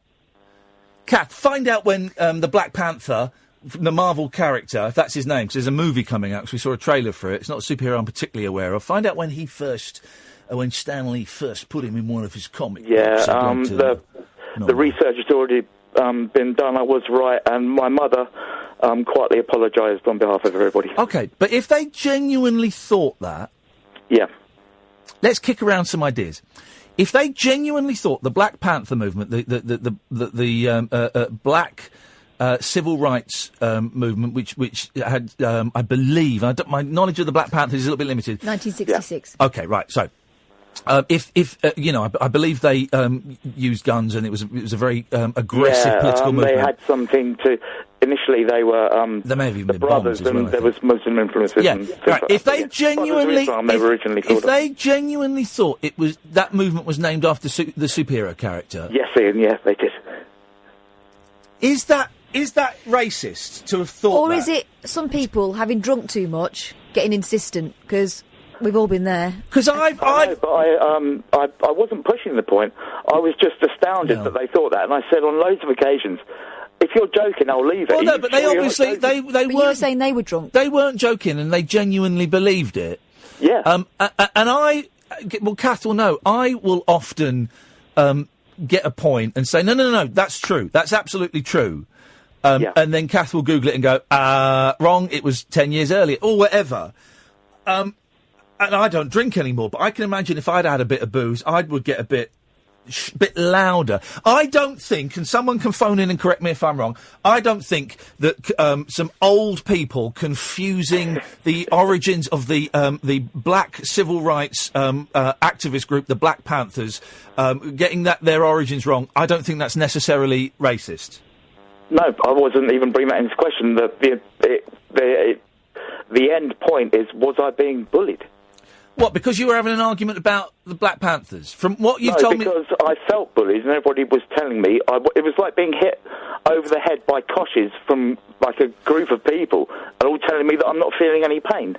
I am, so far from what you've told me, Catherine, I welcome your input in this, but so far from what you've told me, I haven't heard what I would consider to be bullying. Catherine? Unless it's something that... Right, I think bullying needs to be something that's kind of sustained and over a long period of time. No, I don't think so. I think it kind of... But what have you heard of... Hang on a minute. I wasn't being bullied. Hang on a minute. No, I'm not saying that. Hang on a minute. What have you heard in what Gavin has told you so far that says to you... is bullying. That was bullying. Because I've not heard it yet. Maybe I've missed something. Unless we're missing something, unless this is a pattern of behaviour that they do a lot, it sounds to me like you were being hectored by a load of drunk people.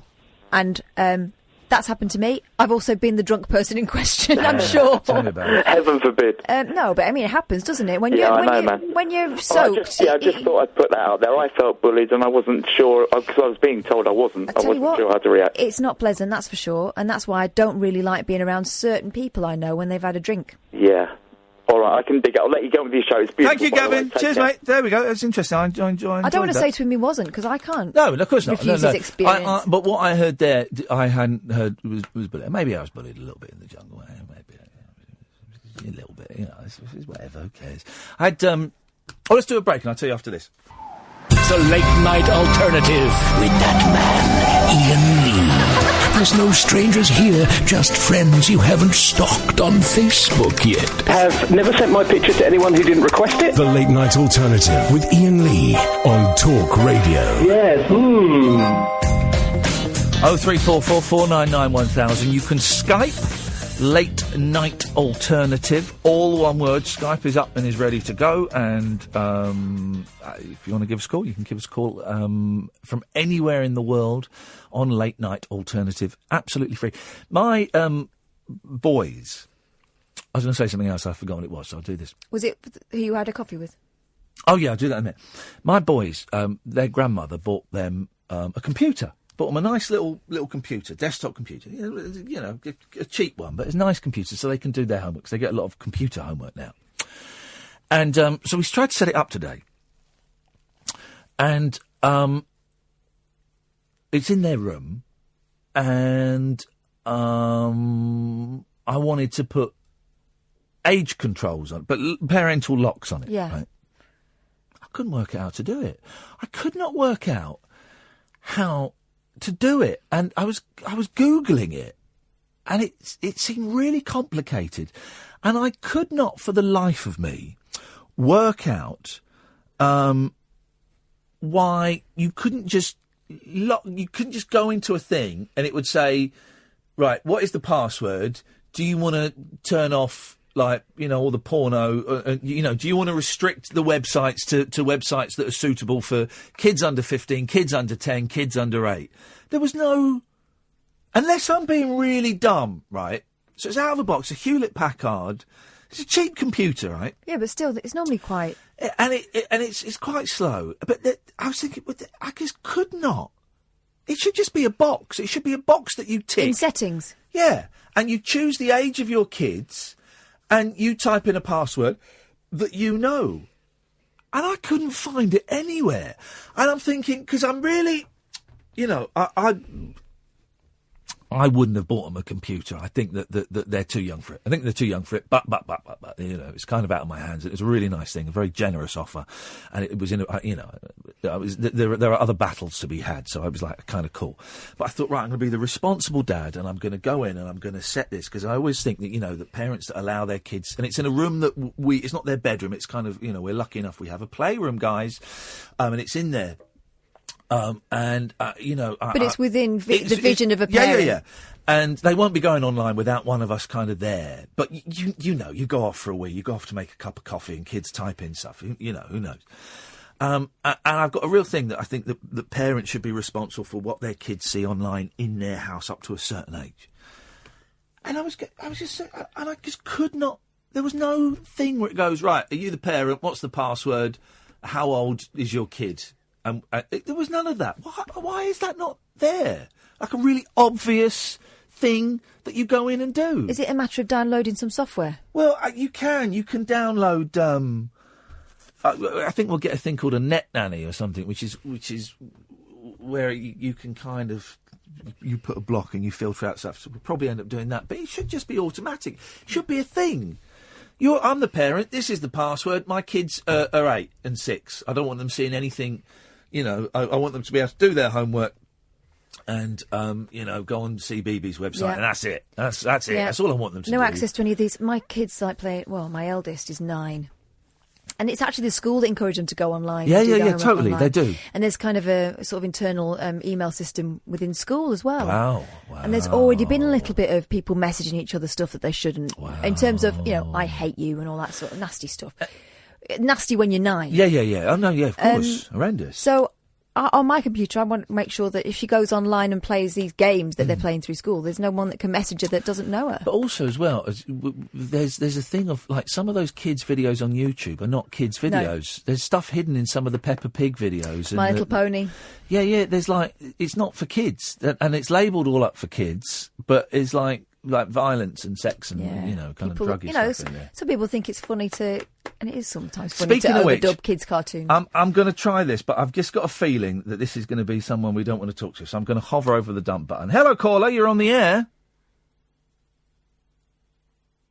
Hello? Hello, caller. Hello, James.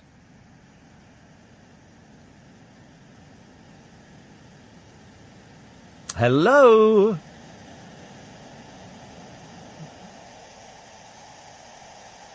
I'm intrigued now. Nope, they're gone. There we go. I just had a feeling. I got a feeling. It's always telling, isn't it, when there's no photo? Oh, no, you've given it away. Now you've given it away.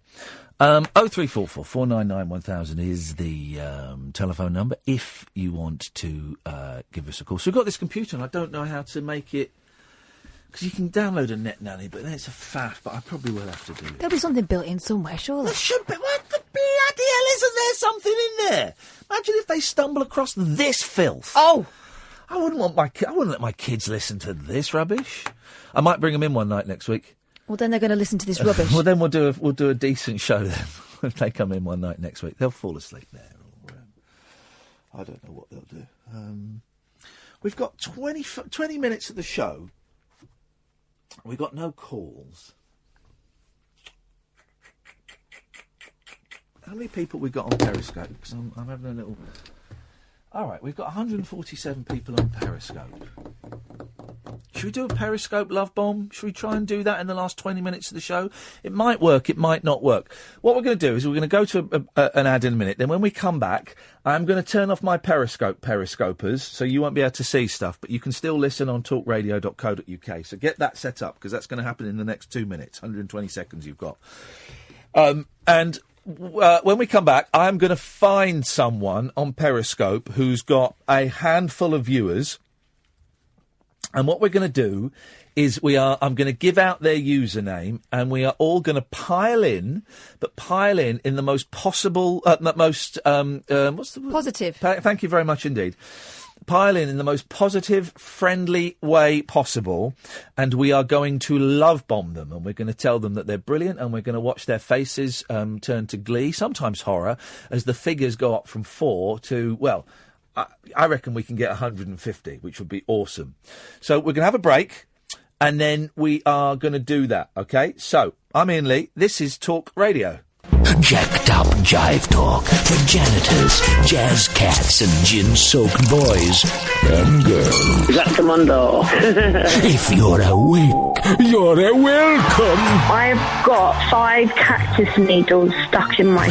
The Late Night Alternative with Iain Lee on Talk Radio. Right, I think I found somebody. I'm just checking I've got his Periscope page. Right, here we go. This is a guy called Zayden the God, right? ZAIDENTH God. So if you want to find him, go to periscope.tv/Zayden the God. Where are all these helpful women coming from, you know? There we go. Shout out all the... You get me answering all my questions and shit. What? Steady on. Big up Nadia or Arab Life. Here we go. I guess you're Arab, yeah? So he's got he's got 4 people so far. So let's just go in there and love bomb him. I've just tweeted the link. Periscope.tv/ZAIDENTHA God. Zayden the God. Hey man. Here we go. That was rude. Yep. Some people get offended. Yep. Hey. We'll give him... What's everyone on Periscope saying right now, innit? You're... Now everyone be honest, innit, yeah? The radio. Zayden, allow it. Please. Allow what? What's wrong with being Pakistani? Swear. Not that I am. Before someone starts jumping on it. Hey, okay. Man, you're on the radio. Please don't. Oh, there we go. There we go. All right, we're going to leave that guy. I think we dumped that one. Whoa, my phone won't stop playing his voice. For crying out loud. Why can't I? Well, it's the computer. Right, we go. Flipping heck. I don't think that got out, but you may have heard an F-bomb. If it did get out, you have our apologies. This show isn't about swearing. We don't like any of that. So we're going to bail out of there. Hang on. Bail out. Bad language, guys. There we go. Let's just tweet that. Okay, right. So let's leave that. So let's not do. We don't want to do naughty language. Zayden, you blew it. Zayden blew it. Okay, I saw someone up in Fife. There's not many people on tonight on Periscope. Here we go. Oh, what's this one in Leeds? How many people has Leeds got? Oh God, no. Let's try this one. No, they've gone. That buzz you can hear is my lid. I just want to be careful. I don't want to plug it in and we get someone sweary. Hang on a second. There was someone up in Scotland. They've gone. Here we go. There's one in East Kilbride. Here we go. 10 people. Right. There we go. Please don't swear. You're on the radio. How much delay have we got? Have we got delay? Have we got a delay? We got the full delay. Right. Here we go. Brilliant. Okay. Are you kidding me? Right. This guy is called Bocaz Butteraz. B-O-C-A-Z. Bocaz. B-O-C-A-Z. Oh my God. B-U-T-E-R-A-Z. I'm going to tweet it. So. Absolutely not. This is Absolutely not. This is a nice guy. Right. And now I'm going to... how can I share this? If I swipe up... Are you kidding? And then... That's pathetic. There's no way. Share. He was on I'm a Celeb. Oh, I was on I'm a Celebrity. You're right. Share broadcast. Something down. Twitter. There we go. Right, everyone, go in and be nice. Right, I'm going to tweet the link now. Like, he was on every celebrity, and he's like everything. You're everything, apparently. Periscope.tv/ Oh no, that's okay. Bocaz Butteraz. So it's BOCAZ BUTERAZ. Please go and love bomb. Right, he had about. Here we go. We're up to 75. Here we go. We got the fella. Oh no. Hey man, how are you doing? That's so cute. Oh my god. Okay, so like Iain is so 109. like he was on a celebrity, and I felt so bad for him. Yes. Thanks, man. Oh Iain. Oh my god. There's absolutely no way. Lovely to see you. But he was. There we go. Look, 140. Can we get up to 200? Let's see if we can get up to 200. 148. Be nice. Say nice things. 154. 155. I just wanted to like give him a hug. I felt really bad for him. Oh man. It's okay now. Like everything's fine. So it's sweet. Okay. Like, don't worry. I am okay. Everything's all right. For those who don't know what Periscope is, it's a way where people have got their phones and they can stream live video and people go and watch and chat to them. 178. Let's get them up to 200. Come on, guys. Hovering around 187. 93, 98. Do you fancy calling us? We are on for another 10 minutes. We call you back. I hate myself. Oh my god. 0344 499 1000. There we go. Oh, we've got 210. This is beautiful. 219 on mine. This 20. is great. Oh my god, this is making me feel really uncomfortable. Oh my god. Oh, no. Please don't be uncomfortable. We come in peace. Anyway. I promise. This isn't me. Who's saying he's won a car? Come on, guys. 250! What a nice guy. I watched every night. Every single night. Thanks, man. So yeah, Periscope, basically you have your phone and you download this app and you can stream video to anywhere in the world, and it's a lot of fun, and we stream the show on it. Iain, that's so cute. Hey, you think so cute? Oh no, I don't think I can take the giving the studio a call situation. We think you're fab. You don't have to call. I'm typing in messages if you want. He can't hear us, but I'm typing in messages. You don't have to call. We just want to say hi and we love you. 278. This is brilliant. Well done, guys. This is what it's all about. I can't call in. Oh no. You don't have to call in. Wait, what number? I don't know what number it is. Oh, he doesn't know the number, guys. 444. We got him. 499 1000. We call you back. It's I don't know what number not it a is. trick. Okay, do you want me to call? Yes! Yes, call! Call! Okay, I'll call. He's going to call! Okay. I don't know this guy's name. Alex, I think. Oh, Alex, yeah, you're right. Share the broadcast again. To all my followers, there we go. This is brilliant. He's going to call in. If it's him, give him a call back. Oh, dear. This is nice. This is what it's all about, you see. Oh, he's ended. Has he ended for you? Yes, but I think it's 'cause That means he's ringing. calling. That means he's calling. Okay. Let's see. Is that him? Is that... this is him. This is going to be him now. This is exciting. And so what we do every now and then for the new listeners is we kind of, when we've run out of steam for the show, this is him, we find someone who's only got 1, 2, 3, 4, 5 viewers, and we just go in, push their numbers up to 260 tonight, and just say, we love you, we think what you're doing is great, keep on doing it. Ladies and gentlemen, would you please welcome, it's Alex! Hey! Oh my god. Oh my god, it's Alex, how are you doing, man? I'm good. How are you? I'm really good. Thank you for the really kind words. And if I'm ever up your way, which we do get up there from time to time, I'm going to hold you to that hug, Alex. Okay. I'm going to hold you to that hug. Listen, you're on Talk Radio. I'm Iain Lee, as you know. I'm with my friend Catherine. Hello. And what all we did then, I hope you don't feel too freaked out about it, is what we do occasionally is we go on Periscope and we find someone who has only got, a handful of viewers. And we just kind of all come in and just, send you hearts and say that we love you and say that, we think it's great that you're up at 10 to 1 on a Wednesday night and you're talking to some people on Periscope. And I hope that's okay, Alex. Yeah, that's fine. And you came across as being absolutely... What can I ask? What were you doing on Periscope? Who were you talking to? I was just talking to, I don't know, just random people.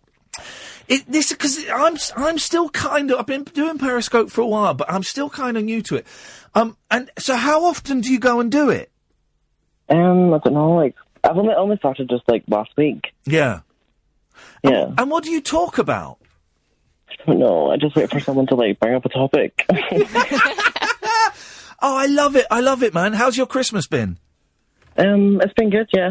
How's yours been? It's been all right. It's been a weird one this year for all kinds of various reasons, and partly because I'm still mad after that, silly TV show I did recently.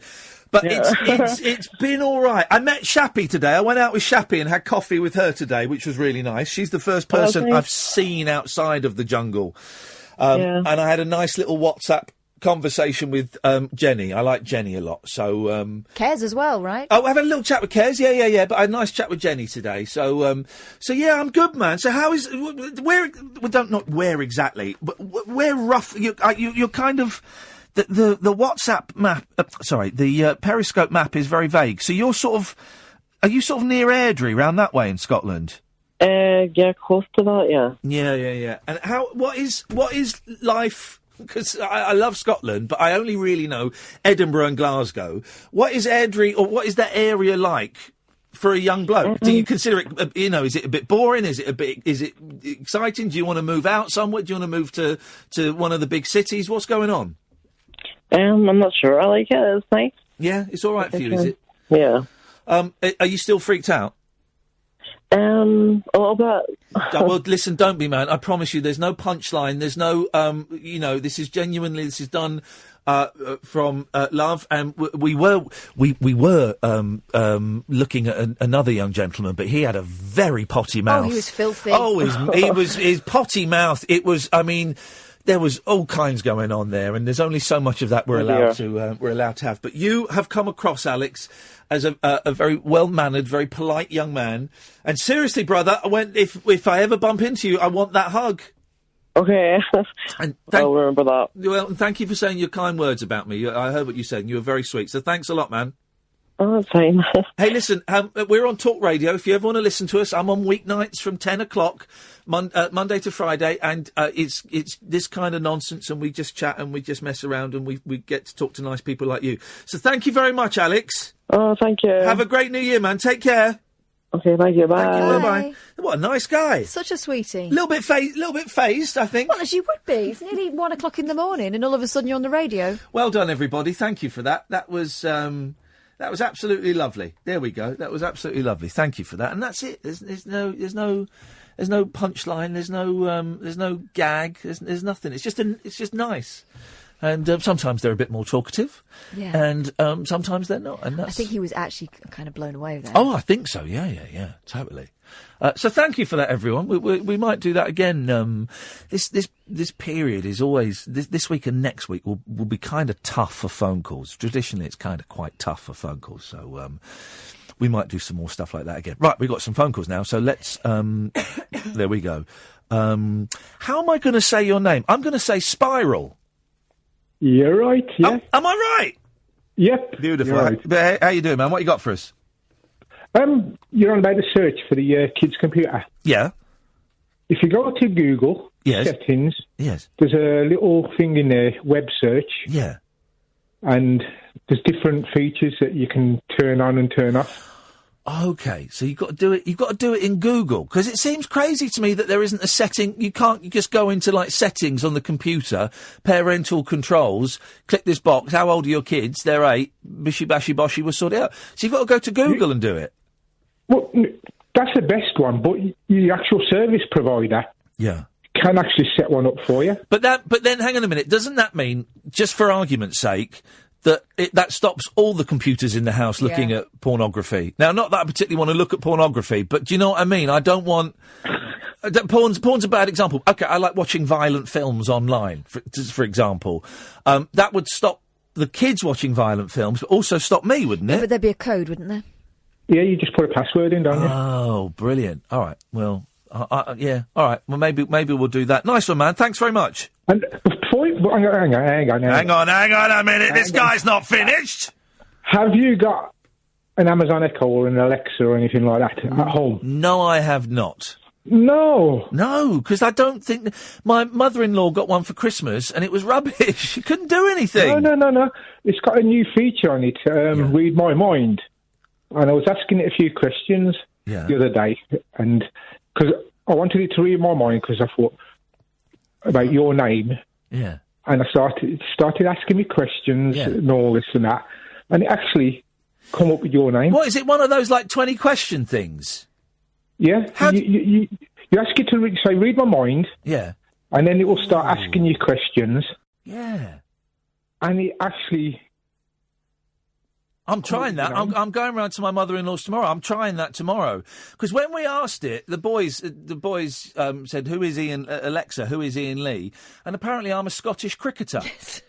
That's no good. That's no good. Ask it to read your mind. All right. Well, do you know what? I'm going to try that tomorrow, Spiral, and I shall report back. Great. Nice one, man. Thanks very much. I'm just going to move on because I want to get Vinny on. Evening, Vinny.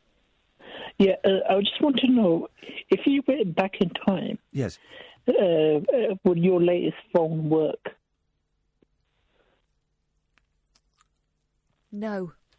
Hope that answers your question, Vinny. All right, then. Thanks. Let's go to Richard. Yes, Richard? Hi, Ian. Love to in the jungle. Thank you very much, mate. I've got about 40 seconds.